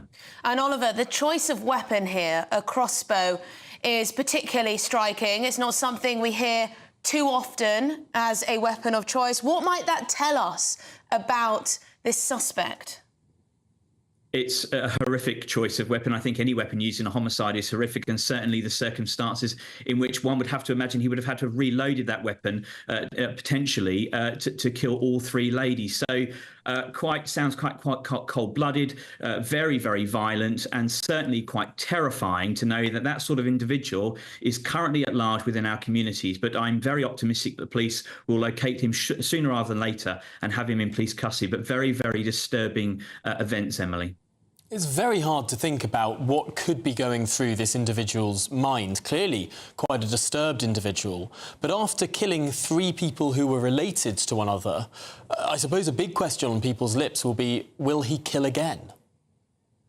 They'll also be asking, was this individual known to police? Now, I don't want to use any excuse of mental health issues or other ailments that he may be suffering from, but this obviously is a dreadfully terrifying episode. One has to wonder what his thoughts were prior to, during and after this event, and those will be the pieces of this very complex jigsaw that the police will be putting together through their forensic examination of the property, speaking to neighbours, witnesses and other family members, trying to build a picture up of who is Carl Clifford. What is his background? You know, how has he been in the days leading up to this? You know, what is sort of those antecedents of an individual that would behave in such an abhorrent manner, allegedly last night whilst police were called to his address?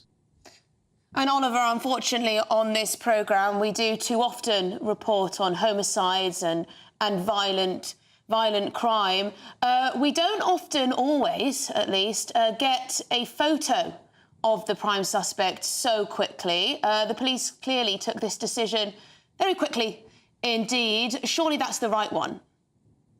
No, I totally agree with that, because I think what it does is often in investigations like this, it's really important to manage the expectations of the media. It's really important to reassure the community that the police investigation is fast moving. It's moving in the right direction. They've identified a person of significant interest. And obviously there is an element of public safety, which is of great concern to the police. And they want to reassure the community that they're doing everything they possibly can to locate him. And obviously the police rely heavily on the community to report sightings and potential interactions they may have with him, but importantly, not approaching him. So I think it was a very good decision by the police to release these images and information early, which will help them, no doubt, in trying to locate Mr. Clifford very quickly and bring him into police custody.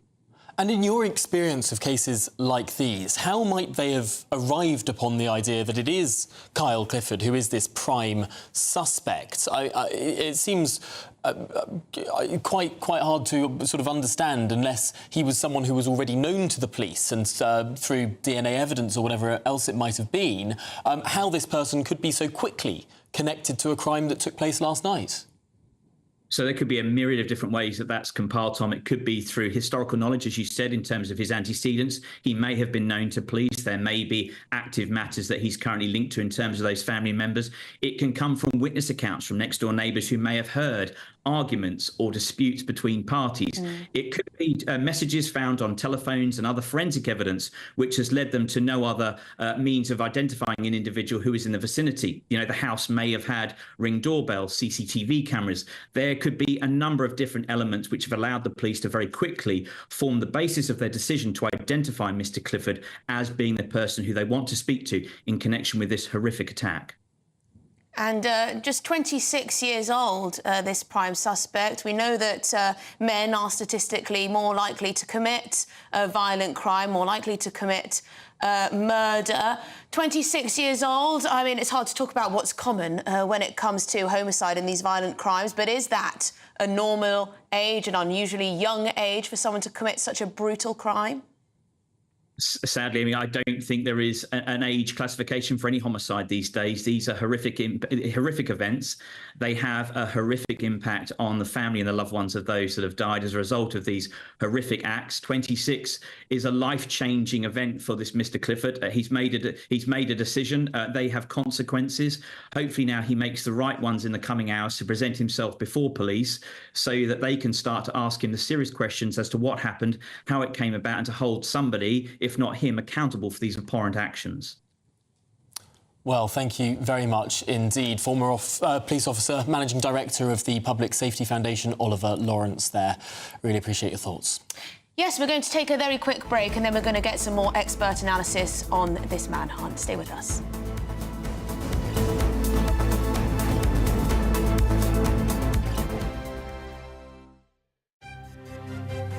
GB News Breakfast, every day from 6 a.m. Now, it wasn't just us who celebrated the big football match on Saturday. Prince William was in the crowd in Dusseldorf and couldn't help but show his relief when England scored. And over the weekend, it was also announced that the Prince of Wales is set to star in a new two-part documentary on ITV covering his mission to try and eradicate homelessness.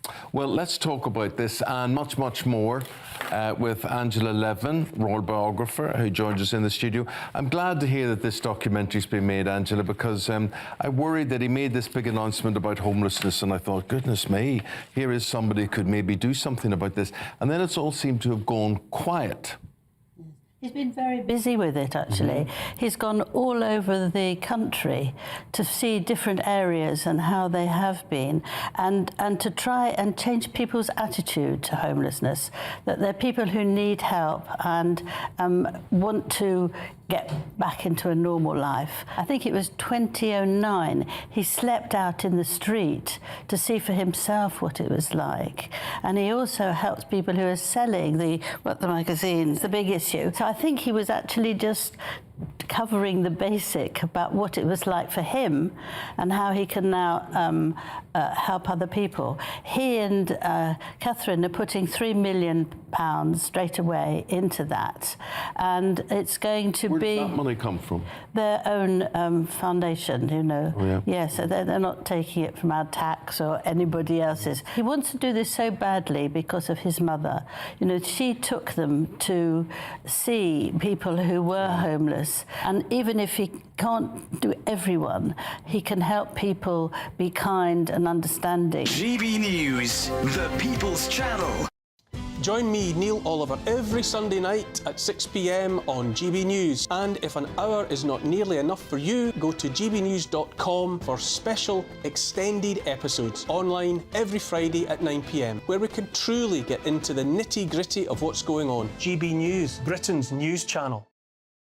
Every Saturday, 10 till 12, we'll bring you all of the news that you need to know. We'll also remind you that there is so much to smile about. It's my favourite time of the week. I get to relax, enjoy some light-hearted stories, and let Ellie teach me about fashion too.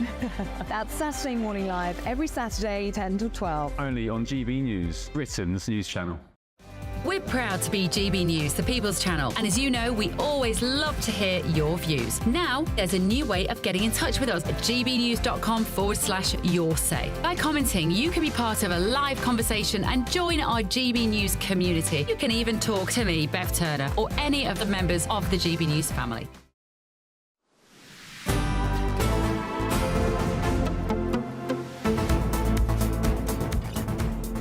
Good afternoon, Britain. It's 23 minutes past 1, and we're continuing our coverage of this urgent manhunt. A man by the name of Kyle Clifford is being sought after by the police after a triple murder took place last night. 3 women, one aged 25, one aged 28, and one aged 61, were found killed inside their family home in Bushey, Hertfordshire. Yes, so let's cross now to former police superintendent Leroy Logan. Leroy, the police are appealing to all members of the public to come forward if they have information, but also appealing to that prime suspect, that 26-year-old Kyle Clifford, to come forward to turn himself in to the police. Well, yeah, it's critical that he recognises the severity of this incident and he has to give himself up. It's futile running. There's so many ways in which he will be caught. There will be a massive dragnet of officers, and all the ports and all those transport hubs will be monitored. So, and if anyone is trying to hide him or conceal him or prevent him being arrested, then they will also be compromising themselves and be subject to the law. Leroy, I remember reporting not that long ago on the case of Abdullah Zaidi, who attacked women in South London and was on the run. Well, the search went on for 2 weeks and eventually he was found face down in the river. Could it be the case that actually we're searching for a long time for this suspect when he might have already taken his own life? Well, there is that possibility, but you have to go by various information sources, whether it's people giving information, whether it's IT, CCTV, various forms of sightings. You've got to follow these up. But there is that possibility that someone might say, well, listen, you know, that's the end of my life as it stands, and they take that cowardly way out. And Leroy, have you ever heard of such a crime with the use of a crossbow as a weapon? Very rarely. I mean, there's a certain amount of expertise to use a crossbow repeatedly. It's something that you have to practice. So it's not like just picking up a knife and using it. So, yeah, there's definitely a bit more intent and intentionality in what they want to do. And if that's the weapon he has used, he's obviously premeditated in his actions. That I would suggest that there's a lot of premeditation because of just the nature of the weapon and, you know, the horrendous injuries that it causes. And of course, we were told that this was an incident that involved a crossbow, but that other weapons may well have been used as well. That came from Chief Superintendent John Simpson when he was speaking around an hour ago. It's unclear whether the police know what weapons were used. This sounds like a particularly brutal case. Well, it seems like he was definitely tooled up. Again, that suggests some sort of intent. To have a crossbow is not something you just happen to come by. That is something that you've acquired invariably illegally, and it's being used in this way. So if he's got other weapons, again, it just shows that it just wasn't a random act or act of passion, as they call it. It was something that's premeditated, and that means that his level of danger and harm that he is actually suggesting to people. So the last thing you want is anyone to even go anywhere near him. If they know where he is, please inform the authorities, 999 in particular, and don't approach him, because obviously he's a loose cannon and he's someone who can snap. And I think that's what's happened. He snapped for whatever reason, and he's made this terrible act of killing 3 people. Horrifying. Tell us, from your experience of dealing with violent criminals, what might it be like if he is found and taken into custody? I mean, how do those conversations begin in that cell, presumably? Well, I mean, if he's found, he will be arrested and taken to the appropriate station where he has to be interviewed. Obviously, if he wants a lawyer to be present, he will be given that right. And of course, the officers will put questions to him in a very professional and objective manner. You can't get emotional in these things. You have to get the facts as best we can. And he will be put before the courts if there's sufficient evidence to charge.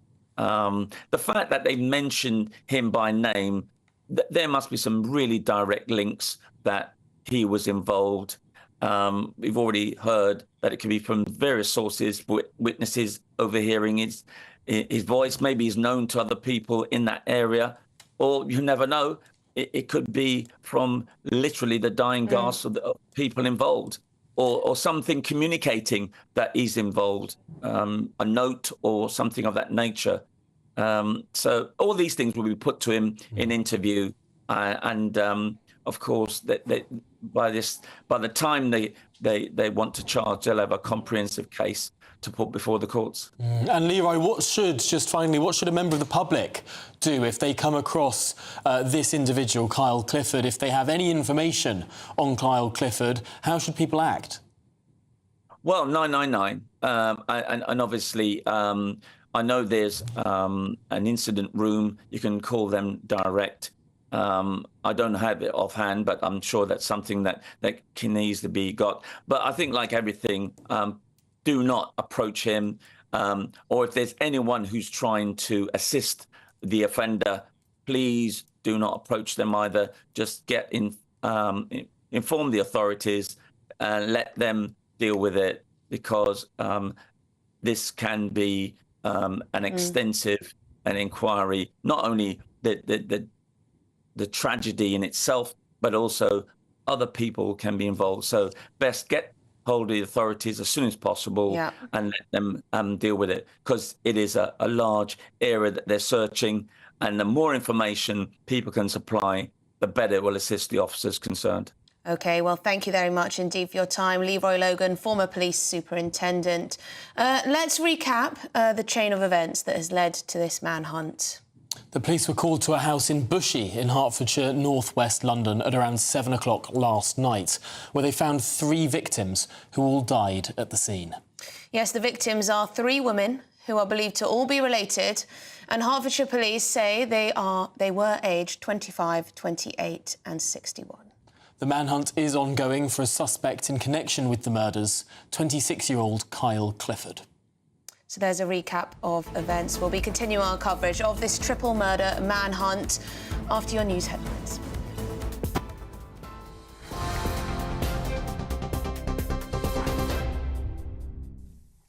Very good afternoon to you. It's just after 1:30, and as we were hearing there is an ongoing manhunt in Hertfordshire as police have issued a direct plea to a potentially armed triple murder suspect named Kyle Clifford. They're asking him to make contact as their search continues. Detectives want to question the 26-year-old from Enfield after those 3 women were found fatally injured last night around 7 o'clock in Bushey. Kyle Clifford is believed to still be armed with a crossbow and possibly other weapons as well. These here, for those watching on television, are live pictures coming to us from that crime scene. You can see there multiple police standing guard, police cars and a cordon in place where police had found those 3 women last night, aged 25, 28 and 61. It's understood the incident was targeted, and police are now advising anyone who may see Clifford to call 999 immediately and not to approach. We will have much more on that as the story develops throughout the afternoon.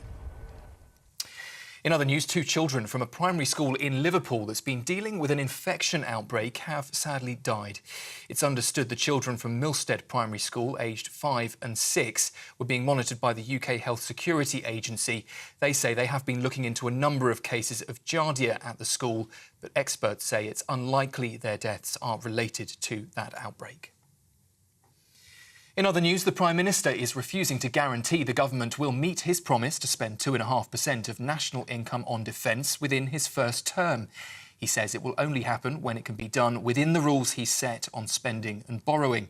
Meanwhile, Sir Keir Starmer's in Washington for a NATO summit to mark 75 years of the military alliance. And, of course, Ukraine is high up on the agenda with more aid already promised.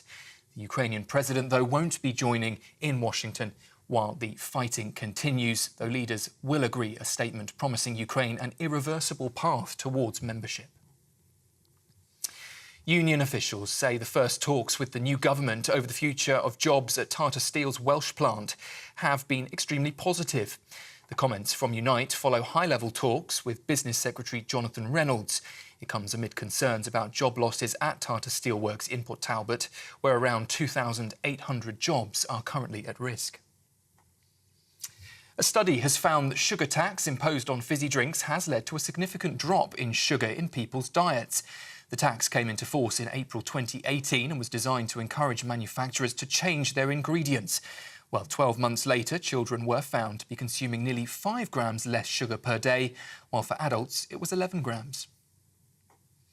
And the build-up is beginning for thousands of England fans descending on Dortmund today. The squad are facing the Netherlands this evening in the second semi-final of Euro 2024.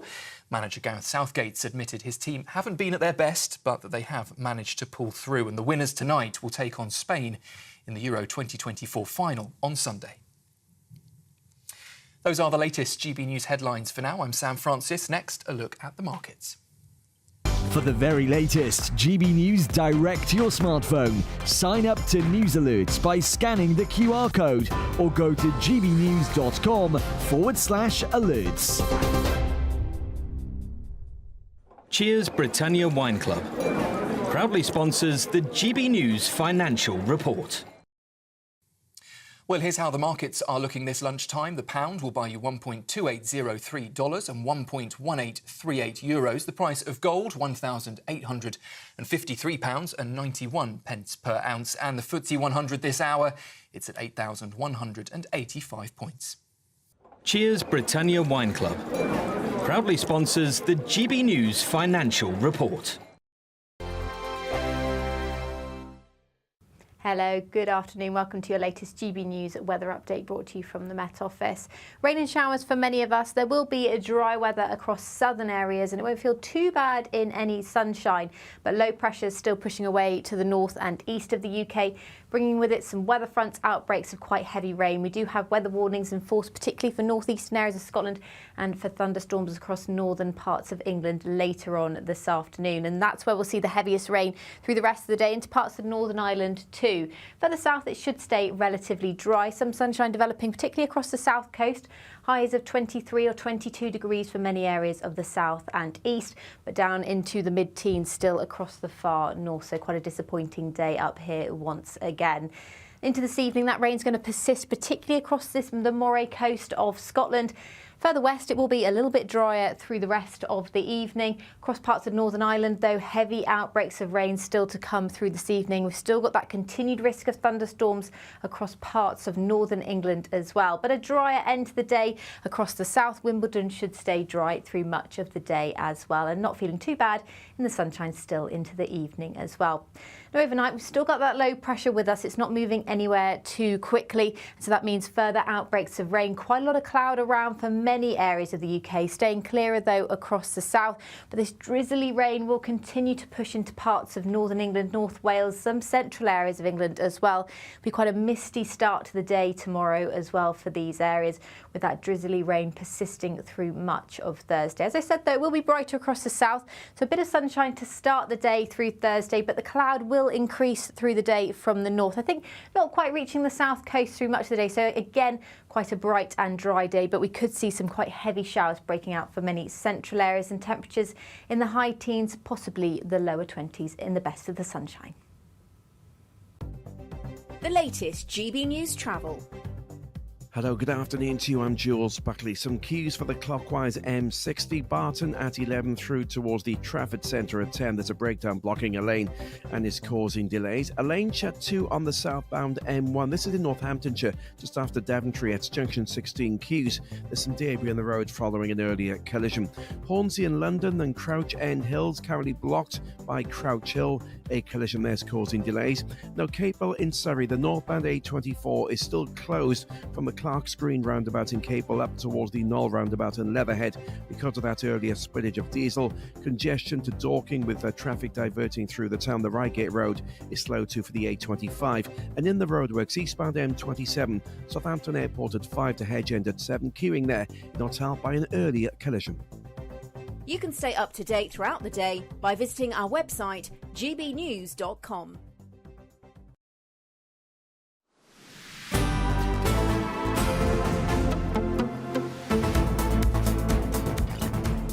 Good afternoon, Britain. It's 38 minutes past 1. And straight back to our main story today, the triple murder manhunt in Hertfordshire after 3 women were found murdered in a property in Bushey. Yes, police are searching for 26-year-old prime suspect Kyle Clifford. And we're joined now by former Police Sergeant Harry Tang. Harry, thank you very much indeed for joining us. We're learning more details every moment. We understand 3 women have been murdered. We understand they were all related. How do the police go about this type of investigation? Well, it's going to... you've got your real short, quick events that you need to cover, first of all. And that means you need to prevent any loss of life for anyone else at the moment. And, of course, we don't know whether any children are involved, whether it's school and so on. And so schools may have to be protected, those individuals within the schools. I'm not saying that is the case in this case, but you can soon see how your resources are going to stretch out. The police are going to use unarmed officers in places where they will say, don't put themselves in danger, but you need to be there. Those officers need to be there to keep the public away from a suspect individual, because there'll be reports flooding in at this point. And they will be then able to inform back up to control room to establish whether this is a bona fide claim or whether it's probably just a well-meaning report. But those unarmed officers will be expected, hopefully, to report information back, keep public away, but do not approach. And obviously, individual officers take the decision on whether they put themselves at risk, at a serious risk, in order to protect others. Now, if you're carrying a crossbow, that could be quite obvious, maybe. But I understand this is a crossbow and other weapons. That could be knives, of course. So you can't just presume that he's unarmed if he's walking down the road with jeans and T-shirt, for example. There will be, any reports going back will be going to the control room. They will assess each one, and they will assess all the threat, all the information and intelligence regarding each report. They'll do a threat assessment on each report. And then they look at, obviously, the powers and policies, and then seriously the tactical options. What tactics they're going to use for this. And it would be immediately to get eyes on and to report back, keep the public safe, and then with the armed response officers to deal, and they can deal with it in various ways. So they can use either, they could use the waiting for information to come in, containment. If you've got a subject who is contained in a building or a location, and you can keep the public away, then you have time on your hands. You don't need to rush anything. But the public have got to be safe with that. Then the other extreme, of course, is you might have to have a vehicle interception, building entries in order to save other people within those buildings. And then things get very rapid. And armed response officers are very, very trained for that. Harry, it's now been over 18 hours since that initial phone call to the police was made.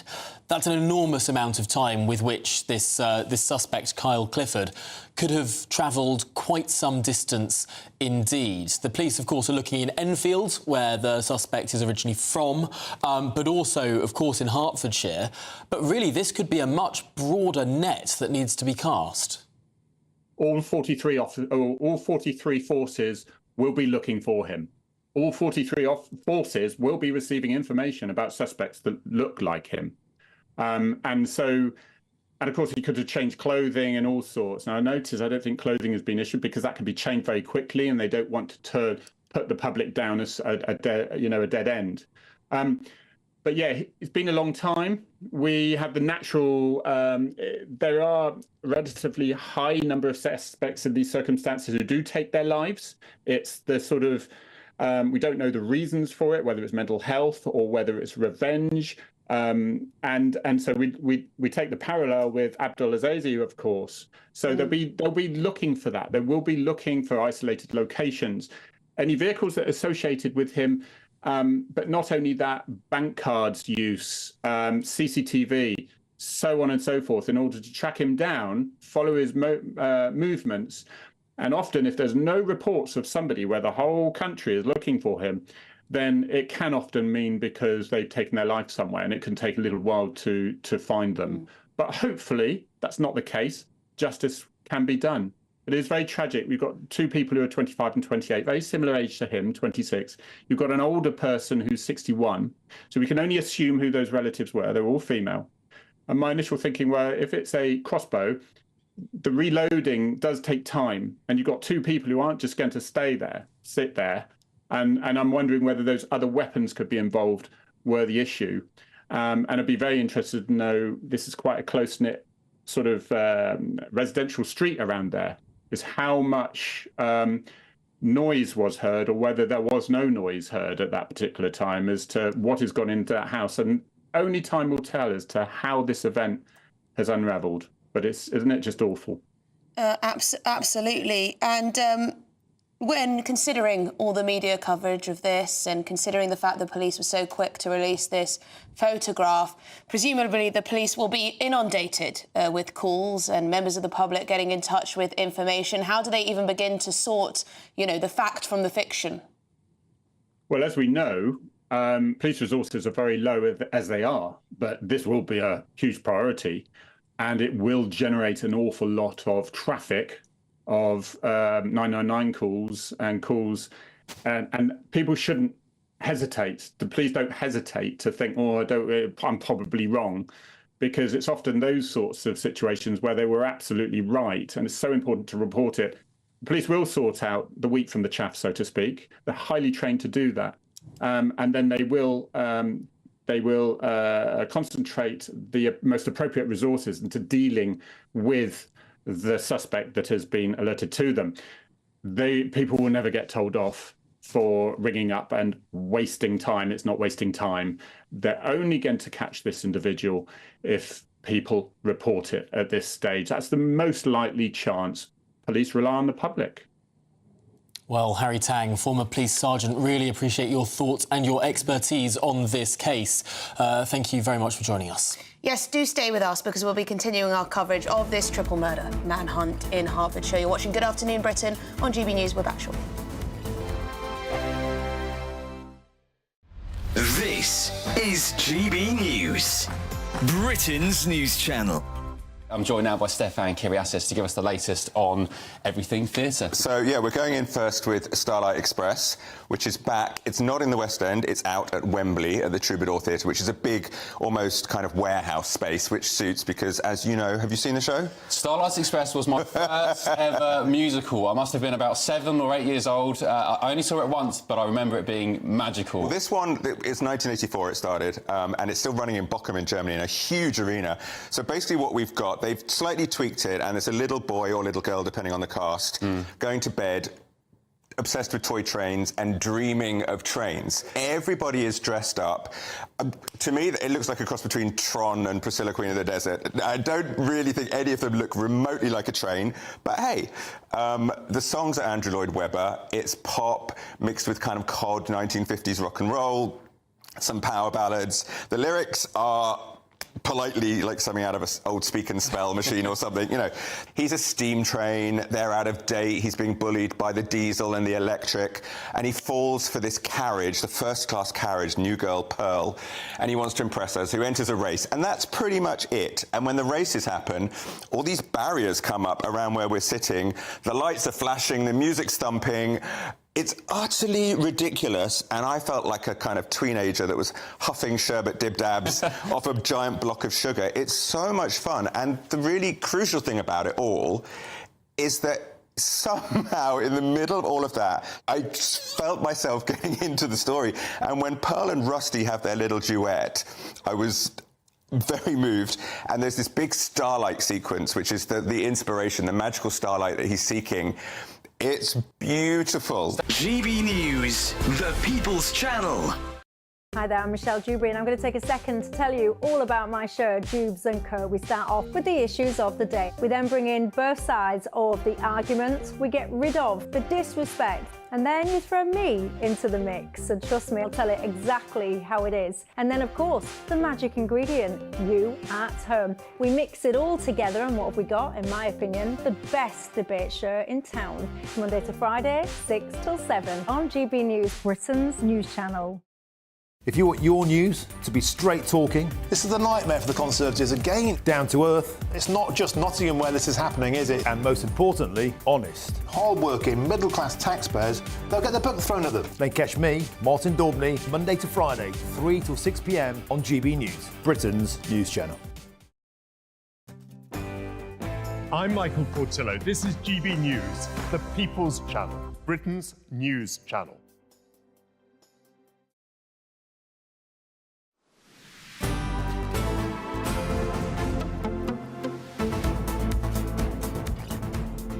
Good afternoon, Britain. It's just coming up to 10 minutes to 2 o'clock.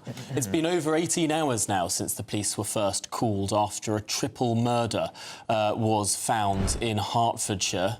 The police are... here's an image of the area. We're looking live at the street where this attack took place. The main suspect is on the loose, a man by the name of Kyle Clifford, a 26-year-old man.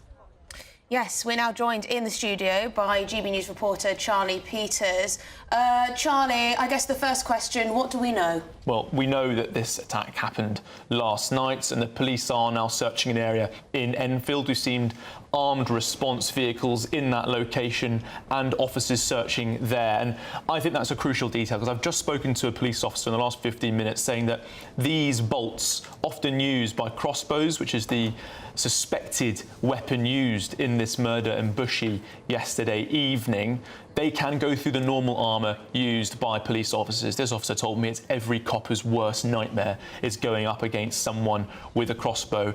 In May, a police officer was hit by a crossbow bolt in an incident, and so they try and avoid these situations for standard frontline coppers, and that's why potentially they've brought in the armed response vehicles with more reassuring armour. Even the territorial support group, the sort of riot police that you see occasionally in South and Central London in particular, they don't like to get involved in these operations. That's what a police officer told me. They want to bring in armed response vehicles where possible. So that search continues, and obviously after 18 hours, as you said, Tom, questions are now being asked and people are looking into how could this sort of weapon be used potentially in this sort of attack, and how can people access them? How easy is it to get a hold of a crossbow?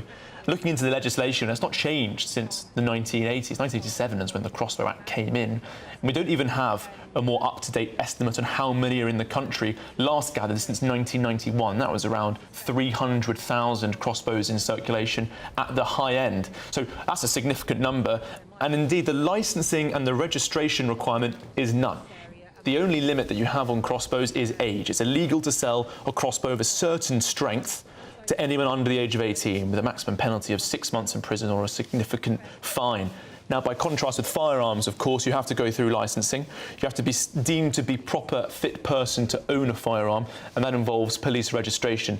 Now, that's not the case with crossbows. Several victims and family members of victims, indeed murders by these weapons, have campaigned for that to change because there have been a string of these incidents in recent years. Now, from 2011 to 2021, there were less than 10 homicides by crossbows in Britain, but since that year, there have been several incidents. You'll remember in the Christmas Day of 2021, a man was arrested breaking into Windsor Castle, saying he wanted to assassinate the Queen due to a decade, centuries-old issue of British foreign policy. He was eventually jailed for 9 years, including on charges of treason. Very rare that that's brought in. He had a crossbow during that incident. And also in January of this year, a man was shot dead by police as he entered a home of a former partner on a stalking limit order on him. He was armed with a crossbow, and there have also been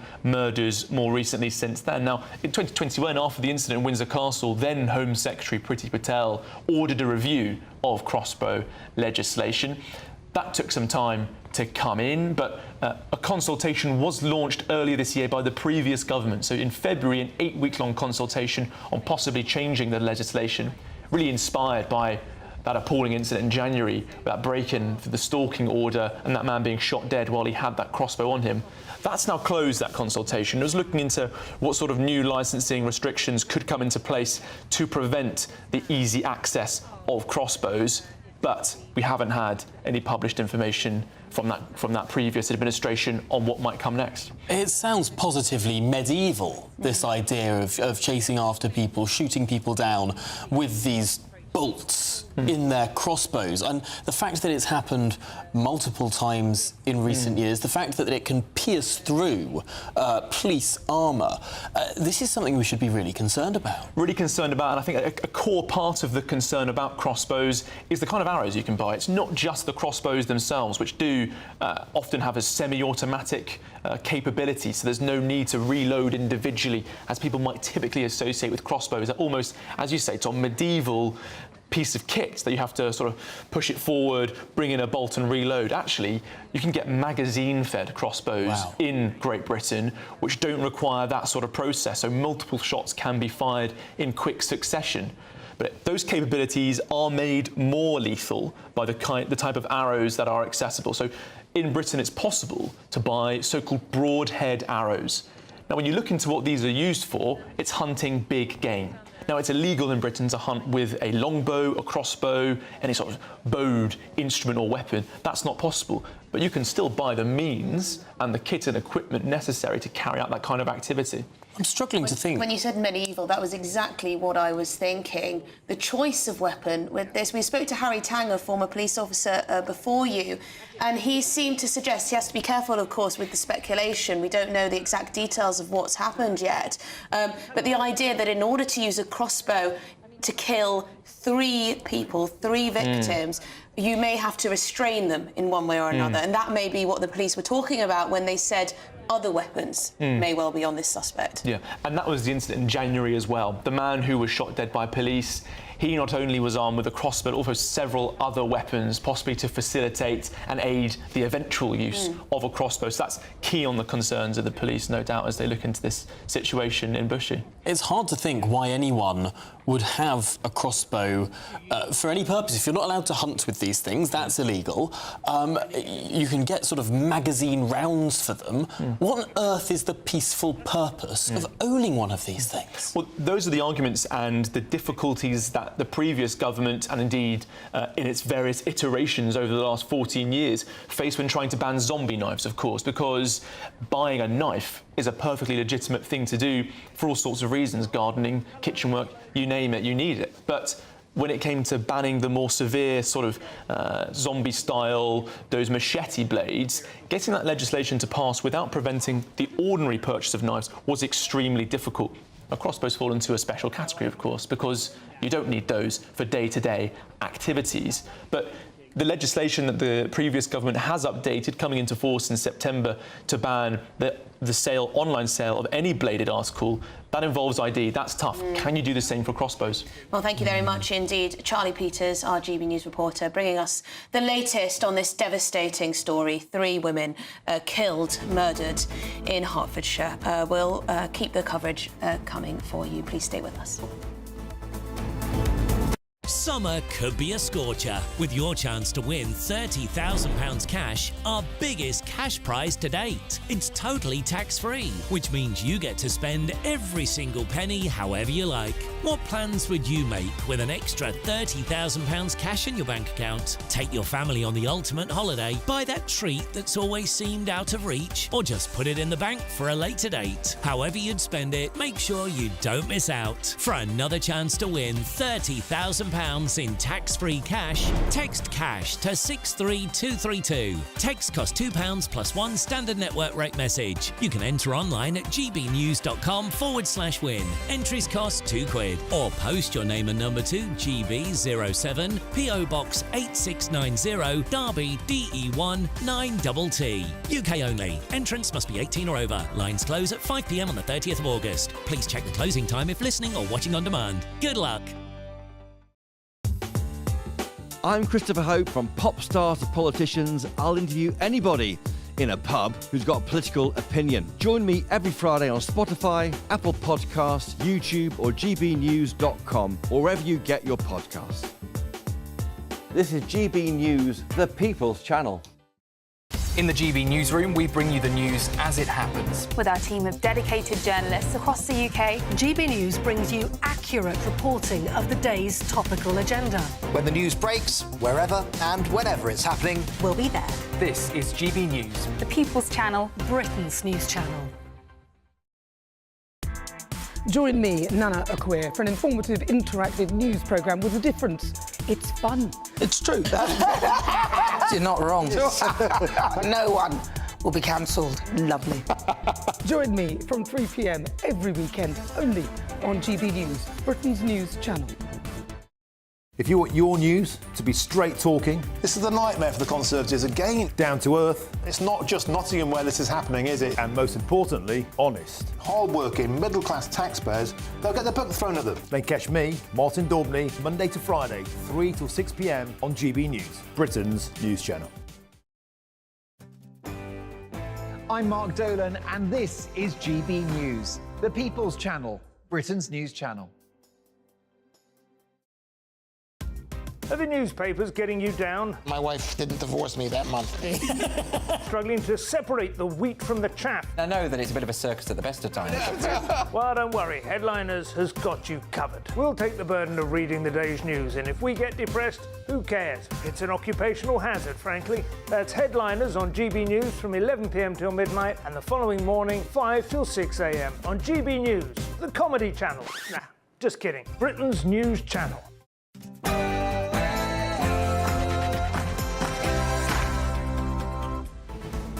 Good afternoon, Britain. It's 2 o'clock on Wednesday, the 10th of July. I'm Tom Harwood. And I'm Emily Carver. A police manhunt is continuing after 3 women were found dead at a property in Hertfordshire. Detectives have warned that the prime suspect, Kyle Clifford, aged 26, may be carrying a crossbow. And we're looking at live shots from Bushey, the leafy suburb in Hertfordshire, where this crime took place. As Tom just said, 3 women have been killed, aged 25, 28 and 61. We'll bring you the latest from the scene. Yes.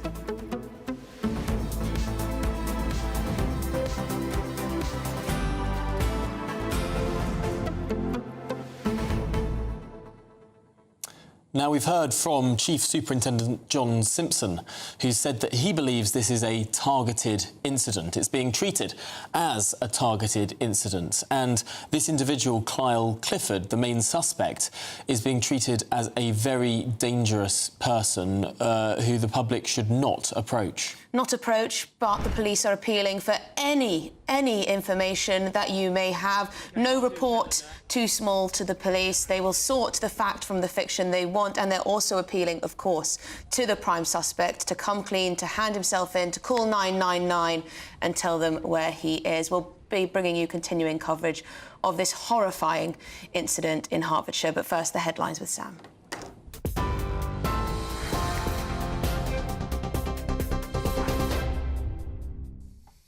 Tom, Emily, thank you very much and good afternoon to you. It's just coming up to 2 minutes past 2. A recap on that top story leading the news this afternoon. Police now urging people not to approach a man who's wanted over a triple murder at a house in Hertfordshire.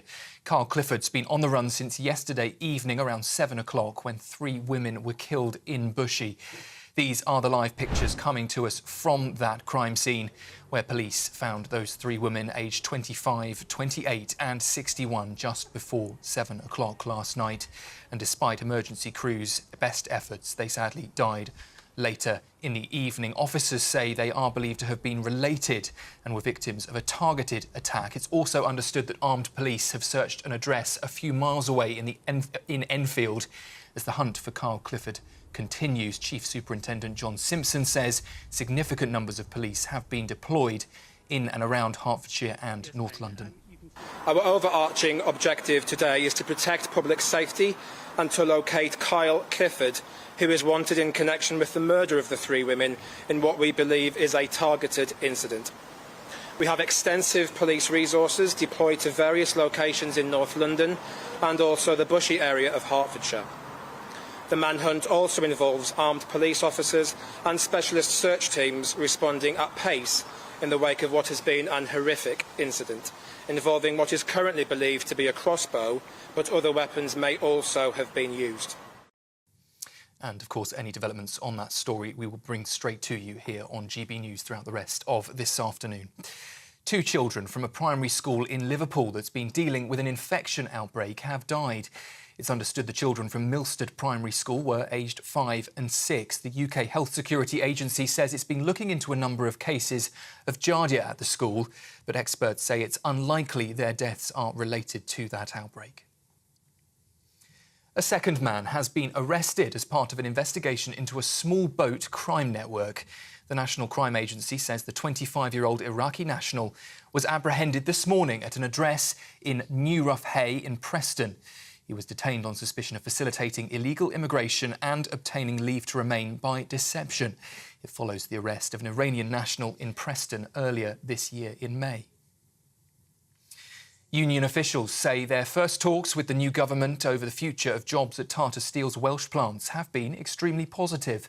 The comments from Unite follow high-level talks with the Business Secretary, Jonathan Reynolds, and it comes amid concerns about job losses at Tata Steelworks in Port Talbot, where around 2,800 jobs are at risk. Other unions have also been meeting ministers over the future of those plants. The Prime Minister is promising a review of the UK's defence and security, which could see the size of the armed forces increase. His manifesto promised to spend 2.5% of national income on defence. However, he's refused to guarantee that the government will meet that promise within his first term. Instead, he's pledging to keep the UK's defences strong without breaking his spending and borrowing rules. Well, Defence Secretary John Healey says the review will determine when the manifesto commitment is met. Last time Britain spent 2.5, of course, was in 2010 with Labour. Now, we will do that as part of the getting to grips with the challenges that we face. So we will launch, next week the Prime Minister will launch a strategic defence review. It's the way we get to grips with the threats we face, the capabilities we need for the future, the state of our armed forces, and also the state of the public finances when we open the books. And we will set alongside that a clear pathway to meeting that commitment of 2.5% on defence. Well, that comes as Sir Keir Starmer has arrived in Washington today for a NATO summit where he's pushing allies to invest in more defence spending. It's the first time he'll line up with other world leaders as Prime Minister. And opening the NATO summit earlier, President Joe Biden insisted the alliance is more powerful than ever. An overwhelming bipartisan majority of Americans understand that NATO makes us all safer. The fact that both Democratic and Republican parties are represented here today is a testament to that fact. The American people know that all the progress we've made in the past 75 years has happened behind the shield of NATO. And the American people understand what would happen if there was no NATO. Meanwhile, Donald Trump is challenging President Biden to another head-to-head debate this week. Speaking at a rally in Florida, Trump offered to face off without moderators and said it was a chance for Biden to redeem himself. It comes after Biden's stumbling performance in the first debate that raised concerns among some Democrats, with talk that he could possibly be replaced as their nominee. Trump described it as the most decisive and overwhelming defeat in the history of presidential debates. Let's do another debate this week so that Sleepy Joe Biden can prove to everyone all over the world that he has what it takes to be president. But this time it will be man-to-man, no moderators, no holds barred. Just name the place, anytime, anywhere. And thousands of England fans are starting to gather in Dortmund for tonight's Euro 2024 semi-final against the Netherlands. But the Brits are expected to be outnumbered by Dutch fans. It's thought there could be 4 times as many opposition supporters out on the streets of Dortmund tonight. And Gareth Southgate's side are pushing for a place in the final against Spain. And these England fans told us that they expect a win. Easy game. I say easy, probably going to be pens, but obviously we'll win because that's what we're good at. You've seen the last game with Switzerland, you know, baby food, easy. Yeah, I'm excited for the semi-finals. It's going well so far. Hopefully it can get better. I won't take nothing away from the Dutch. They got Van Dijk, that's about it. But, you know, we'll give it the best, you know what I mean? And the best of luck to Gareth Southgate's side. Kick-off at 8 o'clock. All the results and reaction here on GB News tonight. Those are the latest GB News headlines for now. I'm Sam Francis, back with you for another update in half an hour. For the very latest GB News direct to your smartphone, sign up to News Alerts by scanning the QR code or go to gbnews.com/alerts.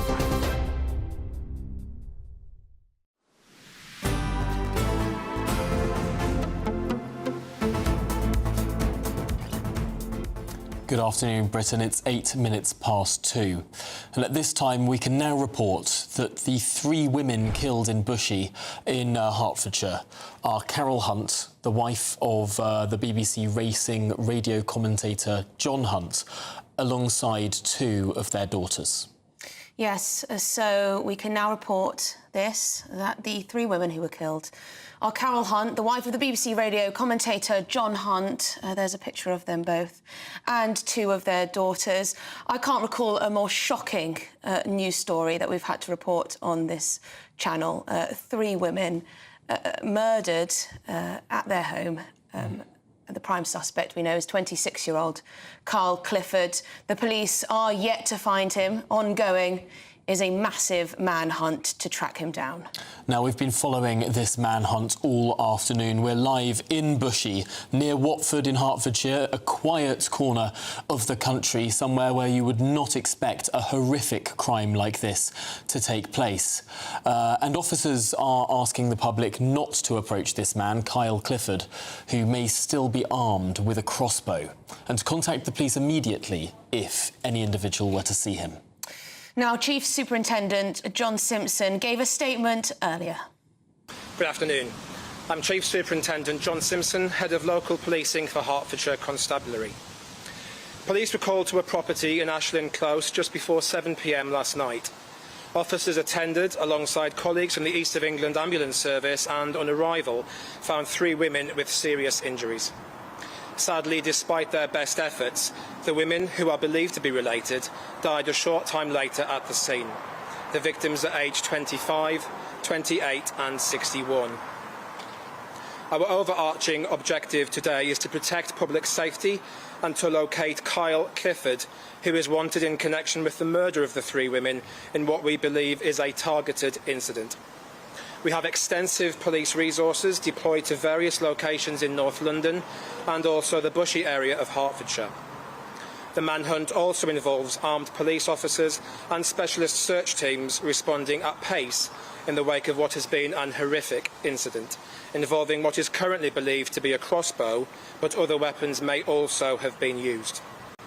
If members of the public see Kyle Clifford, they are urged not to approach him at any point and to dial 999 immediately. Kyle, if you're seeing or hearing this, please make contact with the police via 999. Beyond the immediate search operation, a major crime inquiry has been launched, and we also appeal to the public for any information in relation to the incident. This incident will be, of course, of concern to local residents. Additional local officers will be in the area today, so please do speak to them if you need to. You can report information online at hearts.police.uk/report, via web chat at hearts.police.uk/contact, or call 101 quoting Op Infona. Alternatively, you can stay 100% anonymous by contacting the independent charity Crime Stoppers on 0800 555 111 or via their untraceable online form at crimestoppers-uk.org. Thank you. Well, that was Chief Superintendent John Simpson giving an update on the case a little earlier. Since then, of course, we've learnt the identity of those involved. The wife of the BBC racing radio commentator John Hunt, that's Carol Hunt, who we can see on our screens now, as well as 2 of the couple's daughters, killed last night in an incident involving a crossbow. Absolutely devastating news to bring you. Let's get the expert opinion now of retired Scotland Yard detective Mike Neville. Mike, we've now learnt of the identities of these 3 women that sound as though they were brutally murdered. We understand the 26-year-old suspect, Kyle Clifford, is still on the run.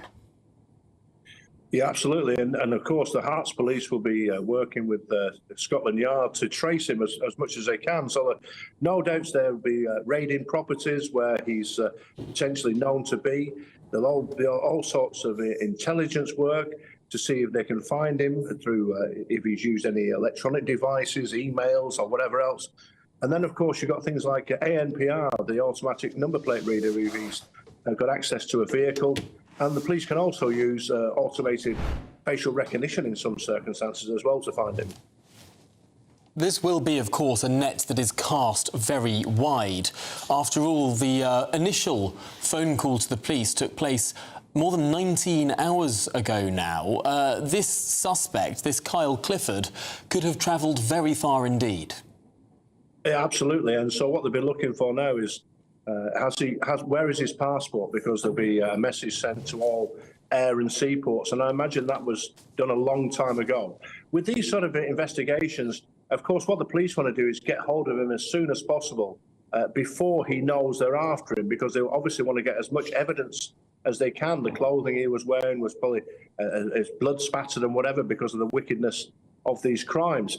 But now, of course, the police are concerned that he's still armed, and they have to tell the public that this man is armed and dangerous, and that's why they're seeking the public's help to spot him and ring 999.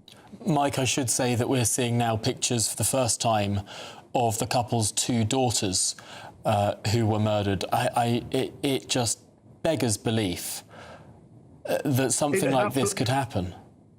Absolutely. I mean, Bushy is where the Metropolitan Police Sports Club is. It's a quiet, leafy place, Hertfordshire. No one would expect this here, and absolutely no one should be expecting to be murdered by whatever, with a crossbow or by whatever means. And it's just a really wicked and shocking crime. And let's hope that this Kyle Clifford is spotted as soon as possible and is brought to justice.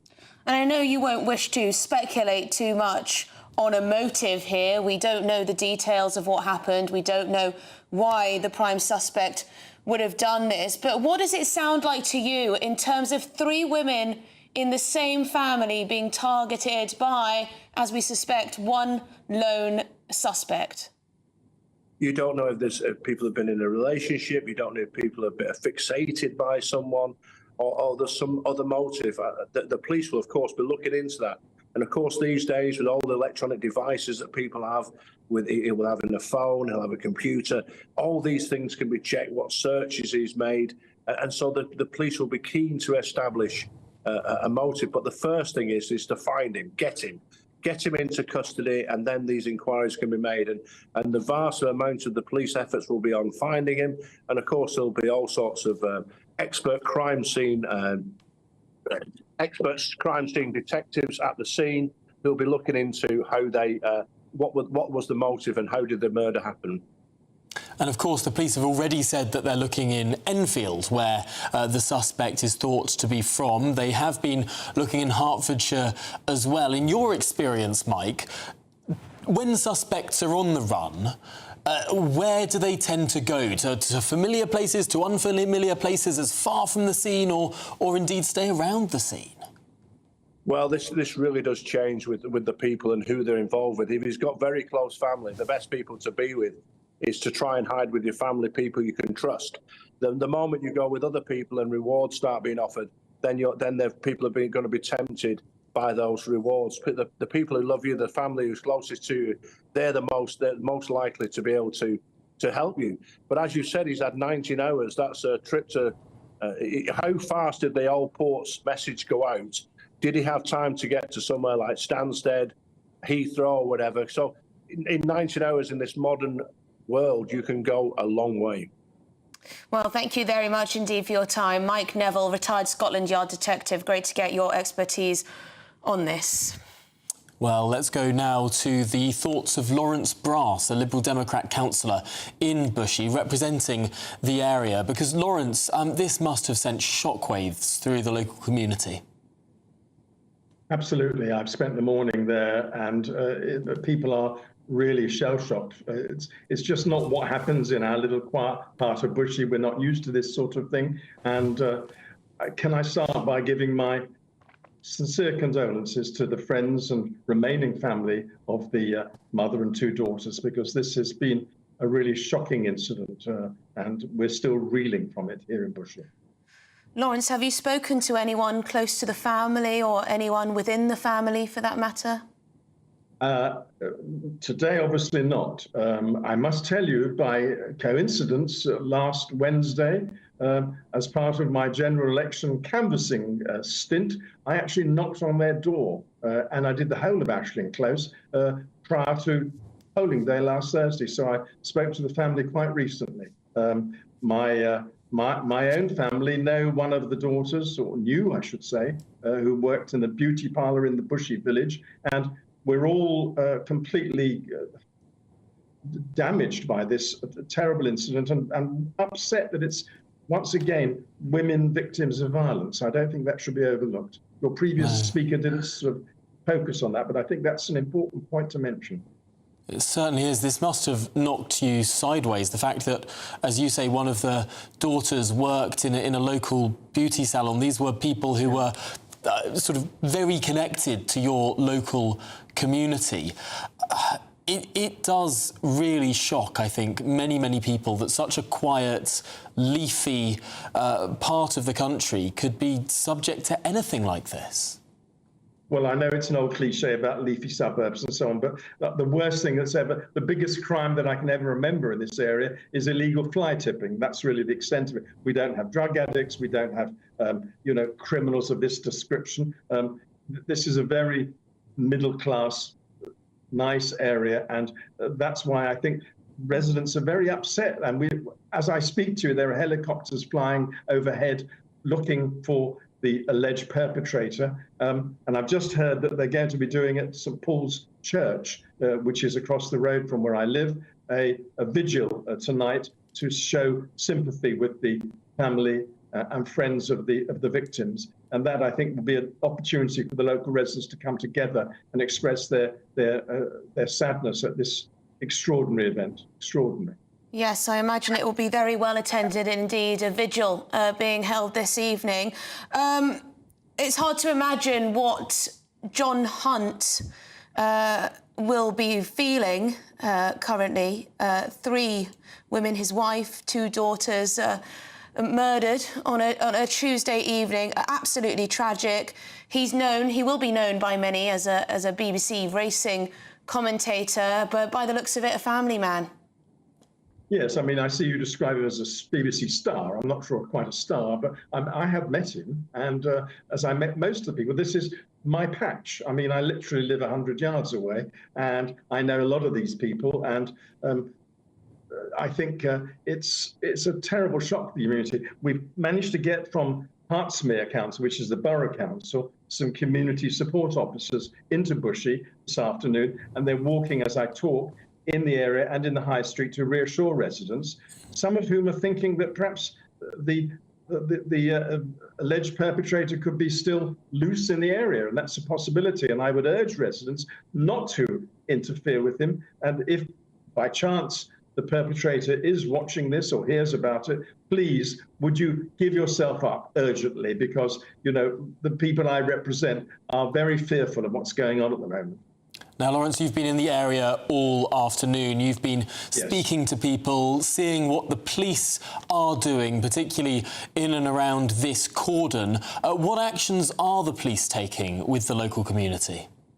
Well, they've been knocking on neighbours' doors, as I've noticed, and as shown on your screen at the moment, the actual Ashling Close is cordoned off. They're not taking any major steps, as far as I can see. But there are helicopters over my flat at the moment, and there are search parties looking for the alleged perpetrator. But I'm not privy to what the police are doing. I'm sure they're on top of the situation.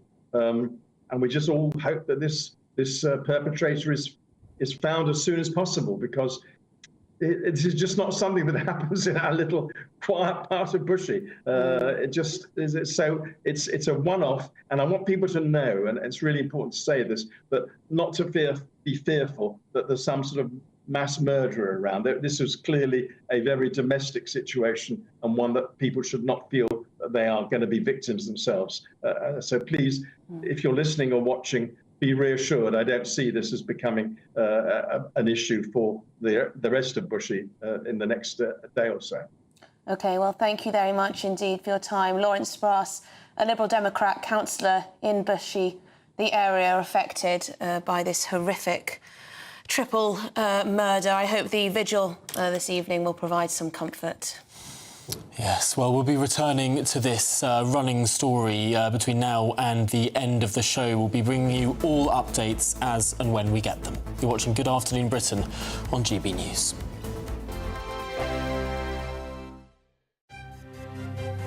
GB News Breakfast, every day from 6 a.m. Meghan Markle has reportedly finished filming her new show for Netflix. It aims to celebrate the joys of cooking, gardening, entertaining and friendship. Yeah, this comes after Prince Harry's Netflix documentary, The Heart of Invictus, failed to hit the right note with viewers missing out on the top 10 in the streaming charts. So, will this next venture be a success? Well, joining us now is royal commentator Kinsey Schofield. I know I've talked to the both of you about Meghan Markle potentially running for president, so this feels like a bit of a dud to go from Meghan Markle running for president to Meghan Markle's Netflix series about friendship and cooking.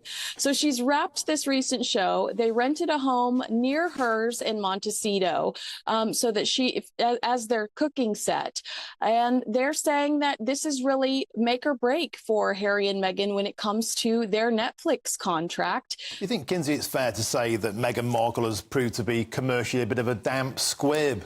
Even in America, her native homeland, she's kind of Oprah without the audience when it comes to the cooking. Also, is she kind of, do you think... They saw her as the golden ticket, didn't they, to unlimited revenue, unlimited audiences, and it just hasn't happened. Look, I think Meghan is a beautiful woman, and I do think she's talented, but I think how you treat people is incredibly important.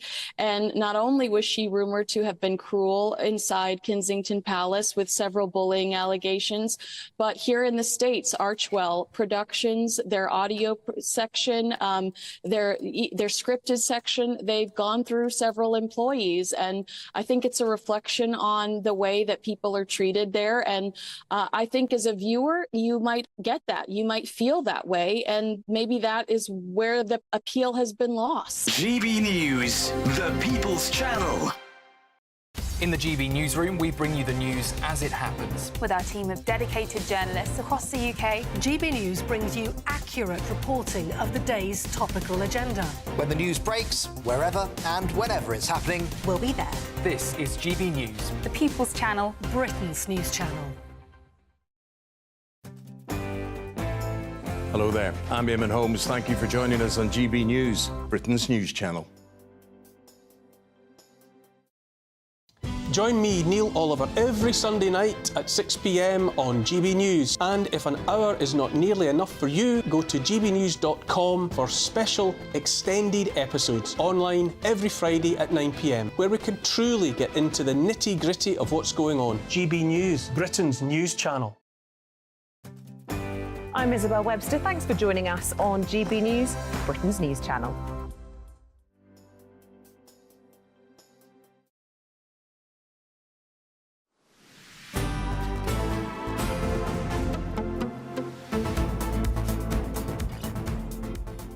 Good afternoon, Britain. It is 26 minutes past 2. Now, the 3 women killed in Bushey are Carol Hunt, the wife of BBC radio commentator John Hunt, and 2 of their daughters. We can reveal now that their names are Louise and Hannah Hunt. Yes, and they were only 25 and 28 years old. John Hunt's wife, 61 years old, all 3 murdered in Bushey, a leafy suburb in Hertfordshire. Absolutely shocking news to bring you this afternoon on this channel. Absolutely devastating. We heard from the police a little bit earlier on in the afternoon. They're appealing to any witnesses, anyone with any information, anyone who knows this man, this suspect, Carl Clifford, only 26 years old. He could be armed with a crossbow as we speak. It's been roughly 19 hours now since the incident took place. Appeals still going, the manhunt still very much on for this prime suspect, 26-year-old Carl Clifford. And yes, the identities we can bring you of the 3 women killed, 61-year-old Carol Hunt. And here we go, live pictures of the scene of the crime there in Bushey. 2 daughters as well murdered. Yes, it's remarkable to see that in such a quiet part of Middle England, for such a seemingly normal and untroubled family, but Carol Hunt, Louise and Hannah Hunt all murdered last night in an incident involving a crossbow and suspected other weapons as well. Really extraordinary story, continuing coverage here on GB News. A little earlier, the Chief Superintendent, John Simpson, gave a statement on what they knew at the time. Good afternoon. I'm Chief Superintendent John Simpson, Head of Local Policing for Hertfordshire Constabulary. Police were called to a property in Ashland Close just before 7 p.m. last night. Officers attended alongside colleagues from the East of England Ambulance Service and, on arrival, found 3 women with serious injuries. Sadly, despite their best efforts, the women, who are believed to be related, died a short time later at the scene. The victims are aged 25, 28 and 61. Our overarching objective today is to protect public safety and to locate Kyle Clifford, who is wanted in connection with the murder of the 3 women in what we believe is a targeted incident. We have extensive police resources deployed to various locations in North London and also the Bushey area of Hertfordshire. The manhunt also involves armed police officers and specialist search teams responding at pace in the wake of what has been an horrific incident, involving what is currently believed to be a crossbow, but other weapons may also have been used. If members of the public see Kyle Clifford, they urge not to approach him at any point and to dial 999 immediately. Kyle, if you're seeing or hearing this, please make contact with the police via 999. Beyond the immediate search operation, a major crime inquiry has been launched, and we also appeal to the public for any information in relation to the incident. This incident will be, of course, of concern to local residents. Additional local officers will be in the area today, so please do speak to them if you need to.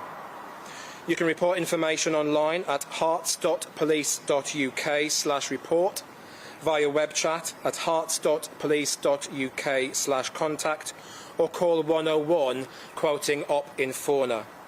Alternatively, you can stay 100% anonymous by contacting the independent charity Crime Stoppers on 0800 555 111 or via their untraceable online form at crimestoppers-uk.org. Thank you.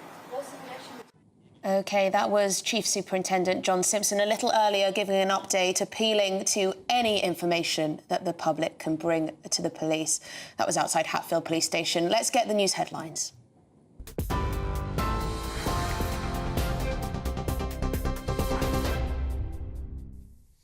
Tom, Emily, thank you very much and good afternoon to you. It's just after 2:30 and plenty more on that ongoing manhunt for a triple murder suspect later this hour. For now, though, we'll just turn to an update on political news leading the news agenda this afternoon. The Prime Minister is in Washington today and has refused to guarantee the government will meet his promise to spend 2.5% of national income on defence within his first term. He's saying that that will only happen when it can be done within the rules he set on spending and borrowing.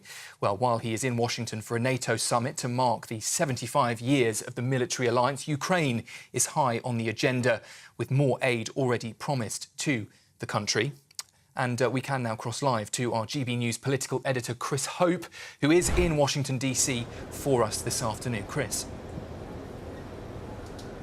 That's right, Sam. We're here now in Washington waiting for the Prime Minister, Sir Keir Starmer, to meet with the Ukrainian leader, President Zelensky. Later on, he'll be meeting with President Joe Biden and Jill Biden at the White House, just behind me. The first big test, I think, for our Prime Minister on the world stage. So far, he's met with Olaf Scholz, of course, one of the key power brokers in the European Union. All eyes next week also on a big summit at Blenheim Palace of European leaders. But there's been pressure on him already, Sir Keir Starmer, to say when he will hit that target of spending 2.5% of our gross domestic product on defence spending. So far, he says simply it's an ironclad commitment of this new government, a very important commitment, and they'll meet it when they can afford to in the government's own fiscal rules. But he's very clear on the flight over to reporters, including GB News. Sir Keir Starmer saying that he wants to send a message of Vladimir Putin that he's very, very clear that the UK government and the new Labour government will stand against Russians' aggression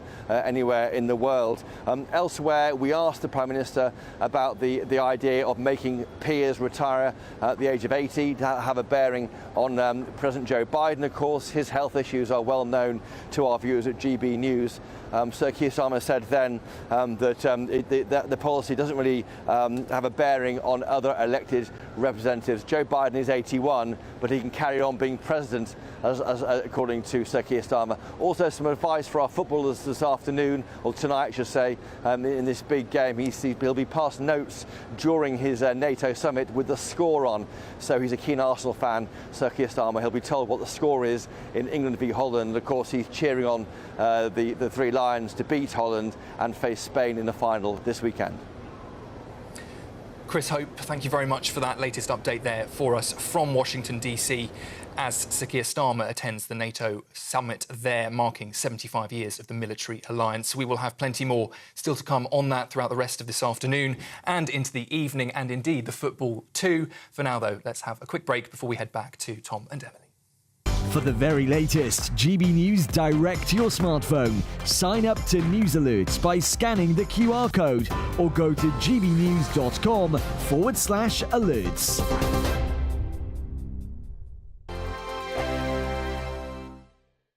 Hello, good afternoon. Welcome to your latest GB News weather update brought to you from the Met Office.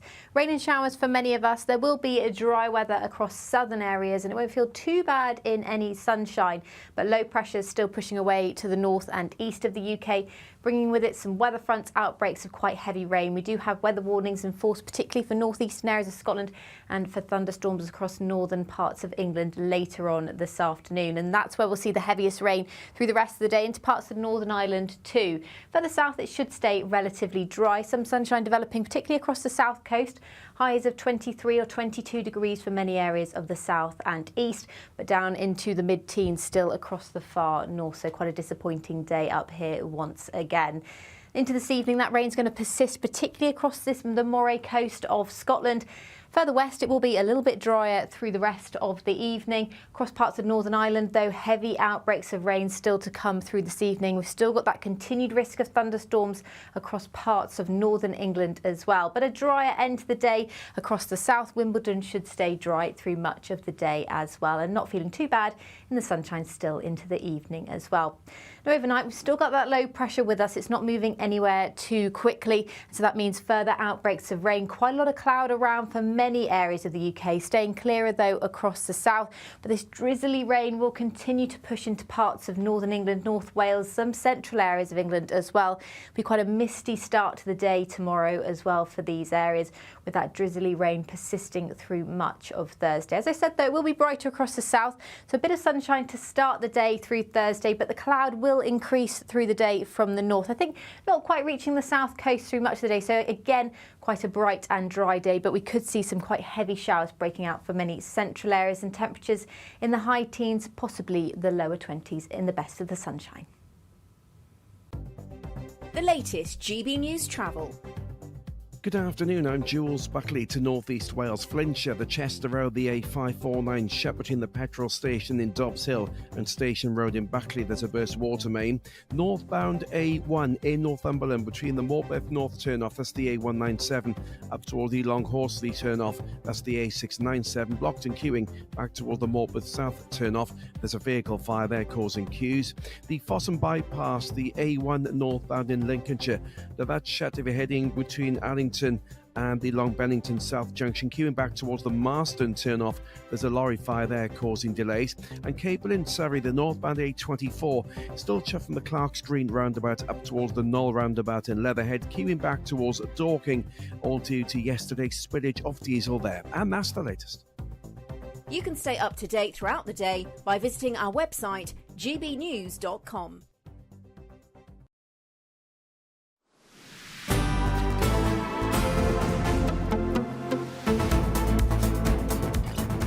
Right, well, good afternoon, Britain. It's 37 minutes past 2 and we'll return to our lead story of the day, the manhunt for suspect Carl Clifford in connection with the murder of 3 women in Bushey. Well, the women are all family of BBC commentator John Hunt. They're his wife, Carol Hunt, and reported too to be their daughters, both Hannah and Louise Hunt too. Police believe the suspect may have used a crossbow and he may still have it on him. We're joined now by our GB News reporter, Charlie Peters. Charlie, what do we know? Well, the search is ongoing. This manhunt is focusing, it seems, primarily in Enfield in North London, where we have seen from aerial photography some of the armed response vehicles and officers from Hertfordshire Police and indeed the Met in that location searching around. And speaking to police officers since that manhunt was launched, they've told me that it's very key that the armed response teams are involved in that, not only due to the offensive capabilities they have with their weapons, but also defensive. They have the strongest body armour available to frontline officers. They also told me that crossbows are every copper's worst nightmare. For standard bobbies on the beat who aren't armed, aren't receiving that level of protection. These crossbow bolts from some of these weapons you can buy online are particularly dangerous. They can break through the standard stab vest armour that they're given us. So I think that indicates what they suspect is going on here in this manhunt for Kyle Clifford, suspected of those 3 murders yesterday in Bushey in Hertfordshire. So that search is going on, and as that's happening, more details are emerging. And I think people are obviously very keen to understand what the situation was last night in Bushey, what's the links between the alleged suspect, the person they're manhunting, and the 3 victims. But people are also starting to ask, how is it possible to acquire the tools that allow someone to kill in such a way, and focusing really on the acquisition of a crossbow. And how can that sort of weapon come into your hands? Now, looking into the licensing on crossbows and the law around it, there's not very much. The law hasn't really changed on this since about 1987 when the Crossbow Act was brought in. And what differentiates crossbows from firearms is that when it comes to dealing with the former, the only restriction really is age. You can't sell one of a certain strength to those under the age of 18. If you're found to do so or hire one or rent it out, the maximum sentence is about 6 months or a fine. But for firearms, of course, there's a strict licensing procedure, regulations, checks with the police. Many campaigners in Britain have called for more of that level of regulation on crossbows due to a string of attacks in recent years. Now, from 2011 to 2021, there are fewer than 10 homicides caused by crossbows, but since 21, that's changed. Well, then Home Secretary Priti Patel launched a government review into crossbows after a really shocking incident that many will recall, where a man had actually broken into Windsor Castle on Christmas Day of that year in a bid to assassinate the Queen, and he was later jailed for 9 years on charges including treason. But since then there have been further incidents, many indeed this year, even before last night. And in January, a man with a stalking prevention order placed on him broke into somebody's home. He was actually shot by the police in East London, shot dead. He was armed with a crossbow and a few other weapons. We've had incidences in March in Shoreditch where individuals were hit by stray crossbows targeted from tower blocks. In May, a police officer was also hit by a crossbow in High Wycombe, a bolt fired at them. So there is an increasing concern about them, and accordingly, particularly after the incident in January where that man was shot dead in East London, the then government launched an 8-week consultation into changing potentially some of that licensing restriction on crossbows. That's closed. We've heard nothing, but the Express newspaper has published this morning its own investigation into how easy it is to get these weapons, and they found that their reporter was able to pick them up without showing proof of their own ID, just showing an ID online, getting it bought and then delivered by a courier without further checks. Now, in response to that, they got a statement from a Labour spokesperson who said that crossbows have been used in appalling violence attacks in recent years. Despite several promises to look at the arrangements in place on the sale and possession of crossbows, they say that the Conservatives didn't introduce any stronger measures. They say that Labour will take tough action to get crossbows and other dangerous weapons off Britain's streets. So that's now a government statement from a Labour spokesperson. Now, the Conservatives might obviously say that their consultation closed very recently. They haven't necessarily had the opportunity to turn that around before the election was called. But it's clear there has been significant political focus to getting these weapons off the streets. Charlie, these weapons are positively medieval. And it seems that the government, for years now, has almost been playing whack-a-mole with serious criminals and serious weapons. Whenever a weapon is used, you know, it's banned, whether it's first handguns and then zombie knives, now crossbows. It's hard to think about how something could just be banned in its entirety. Something else will tend to pop up. But where is the utility of talking of the weapons when potentially it is the deranged people that maybe need a greater focus? And that's very much been a process and the perspective put forward by those who are selling a zombie knife for display purposes, people who were selling them for memorabilia or certain blades. That was an argument put forward that actually the problem isn't the weapon or the item, it's those who might use them in the wrong way. But having said that, many of the campaigns brought forward against these crossbows do point to them not just being medieval anymore, and that actually these are acting in a manner like firearms. Some of the more modern crossbows, available for just £50 actually online, they have a semi-automatic capability so that you can reload them very easily. And another issue that they point to in Britain is the accessibility of what they describe as broadhead bolts. Now, these bolts have a wider usage around the world for hunting big game. Now, that's totally illegal in Britain. You can't hunt using a crossbow or a bow and arrow of any form, any bowed weapon. But you're still able to buy the kit and equipment and indeed the specific darts and arrowheads that are used for that purpose. Now, a police officer told me that a broadhead arrow and bolt could very easily break through a police officer's armour. And that's why I think in this manhunt for the chief suspect of this triple murder in Bushey, we are seeing the fiercest possible response and the strongest offensive and defensive capabilities of the police officers in Enfield. And now we know the identities of those who have been murdered, the 3 women. It brings home how heartbreaking this story is, how devastating it will be for the family and loved ones. Yeah, it's an appalling situation, and as they continue that search, more information coming out from Bushey on the ground. But some of the initial reports, particularly from local residents, them describing what they heard yesterday evening, now 20 hours into this manhunt. But also the ongoing situation in and around Enfield is very intense, because you do have someone who is the chief suspect in an appalling situation on the loose. So there are primary school children on lockdown trying to go through their lessons, unable possibly to be picked up this afternoon because they're unable to continue the normal daily procedures. So a very intense situation in North London at the moment. It's a vast area. Enfield. A lot of places to look, a lot of places to search.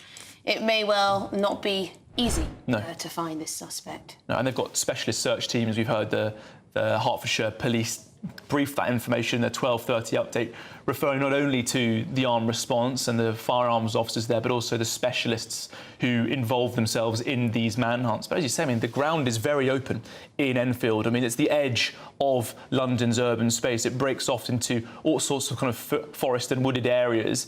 That mixed terrain will add to the strain that the Met and Hertfordshire Police are facing when they are catching up with this manhunt. Well, Charlie Peters, thank you very much for the latest on that, the search and indeed the weapon. Well, we'll have plenty more on this manhunt, this extraordinary story for you after this short break. This is GB News, Britain's news channel. In World War I, 309 men from Britain and the Commonwealth never came home because they'd been shot at dawn. The majority were killed for desertion, cowardice and sleeping at post. Appearing at their court-martials and told they'd brought shame on their country, these men had no opportunity to defend themselves and were executed by a firing squad. The National Memorial Arboretum launched a fundraising campaign to restore the memorial, which has stood for more than 20 years. Thank you to your viewers for their support for the fundraising campaign, and thanks to the generosity of so many people, we've been able to replace all 309 of the posts that represent those young men that were shot in the First World War. Restoration of this really precious memorial. The centrepiece of the memorial is the young soldier, blindfolded and facing his execution. In September 1916, Private Harry Farr was ordered to the front. Already suffering from shell shock, he was overwhelmed and refused his orders. He was court-martialed, and in a trial lasting only 20 minutes, he was sentenced to death. On the day of his execution, he faced the firing squad without a blindfold. Janet Booth is Private Farr's granddaughter and was part of the public campaign to have those who were shot at dawn officially pardoned. When I asked my gran, do you know where I could find Harry's grave? And she looked at my mother, and there was this sort of look between them, and then she said, well, he hasn't got a grave because they didn't warrant, he deserved one because he was shot as a coward and had let his country down. We can come here as a family and pay our respects to him, and also for all the other families, it's somewhere to come and remember their loved ones. The People's Channel. In the GB newsroom, we bring you the news as it happens. With our team of dedicated journalists across the UK, GB News brings you accurate reporting of the day's topical agenda. When the news breaks, wherever and whenever it's happening, we'll be there. This is GB News, the People's Channel, Britain's news channel. If you want your news to be straight talking, this is a nightmare for the Conservatives again. Down to earth. It's not just Nottingham where this is happening, is it? And most importantly, honest. Hard-working, middle-class taxpayers, they'll get their book thrown at them. They catch me, Martin Daubney, Monday to Friday, 3 till 6 p.m. on GB News, Britain's news channel. Join me, Neil Oliver, every Sunday night at 6 p.m. on GB News. And if an hour is not nearly enough for you, go to gbnews.com for special extended episodes online every Friday at 9 p.m, where we can truly get into the nitty-gritty of what's going on. GB News, Britain's news channel.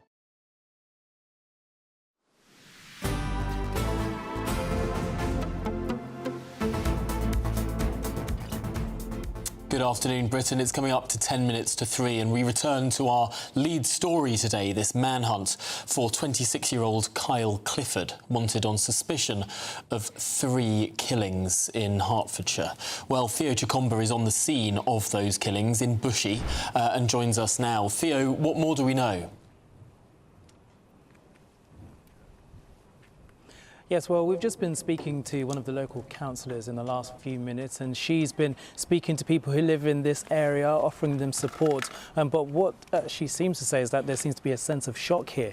Something like this doesn't happen very often, and there is still a huge police presence in this area. And this is the time when a lot of the parents who live in this area will be going to pick up their children from school. But for the people who live in Ashling Close, the cul-de-sac where this incident took place, their cars are still there. They haven't been able to leave the close at all throughout the day, and we've seen specialist officers going from door to door going to see those people who live in that area. But what we do know in the last hour is that confirmation of the 3 women who sadly died, and they are both, they are 25 years old, 28 and 61, and we now know that it is Carol Hunt, the wife of BBC Racing radio commentator John Hunt, his wife and their 2 daughters. Now the search for Kyle Clifford, 26-year-old, is still underway. We understand police are working in this area in Bushey near Watford, and then in parts of London including Enfield and Hertfordshire as well. So it's an extensive search, a joint operation with the forces. So we are still here in this community. We've been speaking to people who heard and saw things last night, and they're still coming to terms with what's happening here. But for now, though, the search still continues. Theo Chicomba live from the scene. Thank you very much for that latest information. Now, the BBC have sent a note to their staff about this, and they've said the murders of the wife and 2 daughters of the BBC sports commentator John Hunt are utterly devastating. So that's the news that the BBC have sent a note around to staff concerning this incident, saying that these murders of the wife and 2 daughters of this BBC sports commentator John Hunt are utterly devastating. And that is certainly the way to describe this triple murder. Absolutely shocking. We're joined by GB News reporter Charlie Peters. Utterly devastating. Sums this up. This is not what you suspect to hear from Bushey in Hertfordshire. Absolutely, and the police, both in Hertfordshire and the Met, are still in the early stages of their investigation. Now, Hertfordshire Police, obviously, that's a murder investigation team looking into that site. The incident occurring at 7 p.m. yesterday. That's when the ambulance service was called. They dispatched several of their resources to that incident very swiftly. But it's the Metropolitan Police team in North London and that cross-departmental effort in this manhunt who are also saying that he may still be in possession of a weapon. Kyle Clifford, the suspect that they are chasing in that area. That's where the search appears to have tightened into that mixture between the urban and the rural, the top of North London really, moving into more of a kind of woodland forestry space, which makes it particularly difficult. We have seen helicopters circling there. Luckily for the Met, the air is clear and there isn't particularly large amounts of cover to prevent that top-down oversight on this search as they continue a manhunt. And we do know that they have specialist search teams in the area assisting with the firearms officers who are also working in tandem with those specialists. And it's the inclusion of firearm officers that I think points to the ongoing danger of this situation, because if the suspect, Kyle Clifford, is still armed with, we understand, a crossbow, that presents a serious threat not only to members of the public but also the police. Several police sources telling GB News this afternoon that crossbows are considered every copper's worst nightmare. They can break through the normal armour that frontline police officers have, particularly the broadhead bolts that are favoured by many in Britain, legal to buy, which are used typically around the world for hunting big game. That is completely illegal in Great Britain, but it's still possible to purchase those weapons. And that's why we've seen those armed response vehicles all across Enfield as they continue that search. We did see a huddle earlier from one of the helicopter cameras of specialist firearms teams gathering around, laptops open on the hood of a car, possibly looking into their next search site as they continue that operation. It's not just offensive, it's defensive as well. They need those armed response teams there. And it must be so concerning because it has now been more than 19 hours since the police were first called. That is an enormous amount of time, an enormous search radius that must be being explored. Yeah, absolutely. And local primary schools in the area around Enfield, they're on lockdown, fearing that this man could then be in that local area around school children. That's a grave concern. Now, the Met Police, through Hertfordshire Constabulary, have said that if you do see Carl Clifford, you should call 999 right away and do not try and approach him. And they also made a direct appeal to Carl Clifford in that 12:30 press statement saying you should also phone 999 and contact police immediately, because clearly they want this manhunt to stop as soon as possible and conclude that search to get into the next stage of the investigation. And while all of this is going on, people are waking up to the fact that Britain might start to have a bit of a crossbow problem on its hands with so many recent incidents, particularly this year. Now, much of the focus on crossbows started in 2021 after that incident in Windsor Castle. A man later jailed for 9 years due to a breach of the security there, reportedly trying to assassinate the Queen. But we've had a man shot dead by police in January after he broke into a house armed with a crossbow. We've had people, strangers, shot by crossbow bolts while walking around in Shoreditch in East London. A police officer was hit by a crossbow bolt in May. These incidents are growing, and despite there being fewer than 10 homicides from crossbows in 2011 to 2021, this incident and this concern is now rising. Thank you very much, Charlie Peters, our reporter, for that update and an analysis on this horrific incident that we've been reporting on all programme here on Good Afternoon Britain. Someone out there must know where this Carl... Up next, it's Mark... £30,000 in cash has to be won. It's our biggest cash prize so far, and it could be yours. Phil was a winner. Listen to what he says about winning the Great British Giveaway. Hi, my name's Phil Cox. I just looked at my account and thought, oh my God, yeah, it's true, it's gone into my account. And if I can win it, anybody can win it. The next big winner could be you, with an extra £30,000 cash in your bank. For another chance to win £30,000 in tax-free cash, text CASH to 63232. Text costs £2 plus one standard network rate message. You can enter online at gbnews.com/win. Entries cost £2. Or post your name and number to GB07 PO Box 8690 Derby DE1 9TT. UK only. Entrance must be 18 or over. Lines close at 5 p.m. on the 30th of August. Please check the closing time if listening or watching on demand. Good luck. GB News Breakfast. Every day from 6 a.m.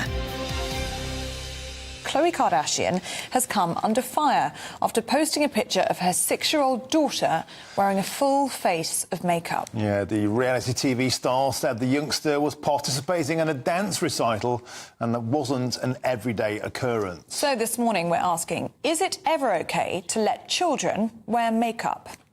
Well, joining us now is journalist Julie Cook. So, Julie, it's a child wearing full rouge, bright red lipstick, hair tied back, looking very, very stylised, very much, I think, like a young adult. Is this really the sort of thing we should be doing with small children? Oh, I think it's absolutely fine. I mean, first of all, in Khloe Kardashian's case, it was a dance recital, so it was very much a kind of performance element to it. She said herself in her post, it wasn't something they do every day. She was taking part in a dance activity. So, you know, I think she's vindicated on that front. But I've let my daughter play with makeup since she was 3. When she was 3, she showed a distinct interest in my makeup palettes going through my stuff. She's 10 now, and while I don't let her wear a full face like a drag queen, I do let her wear, you know, a bit of mascara on a weekend if she wants to. I don't see any harm in it. Clearly, if you're a child of a Kardashian who's paid millions of dollars to endorse cosmetics, you know, that's part of the fabric of their family. My concern, though,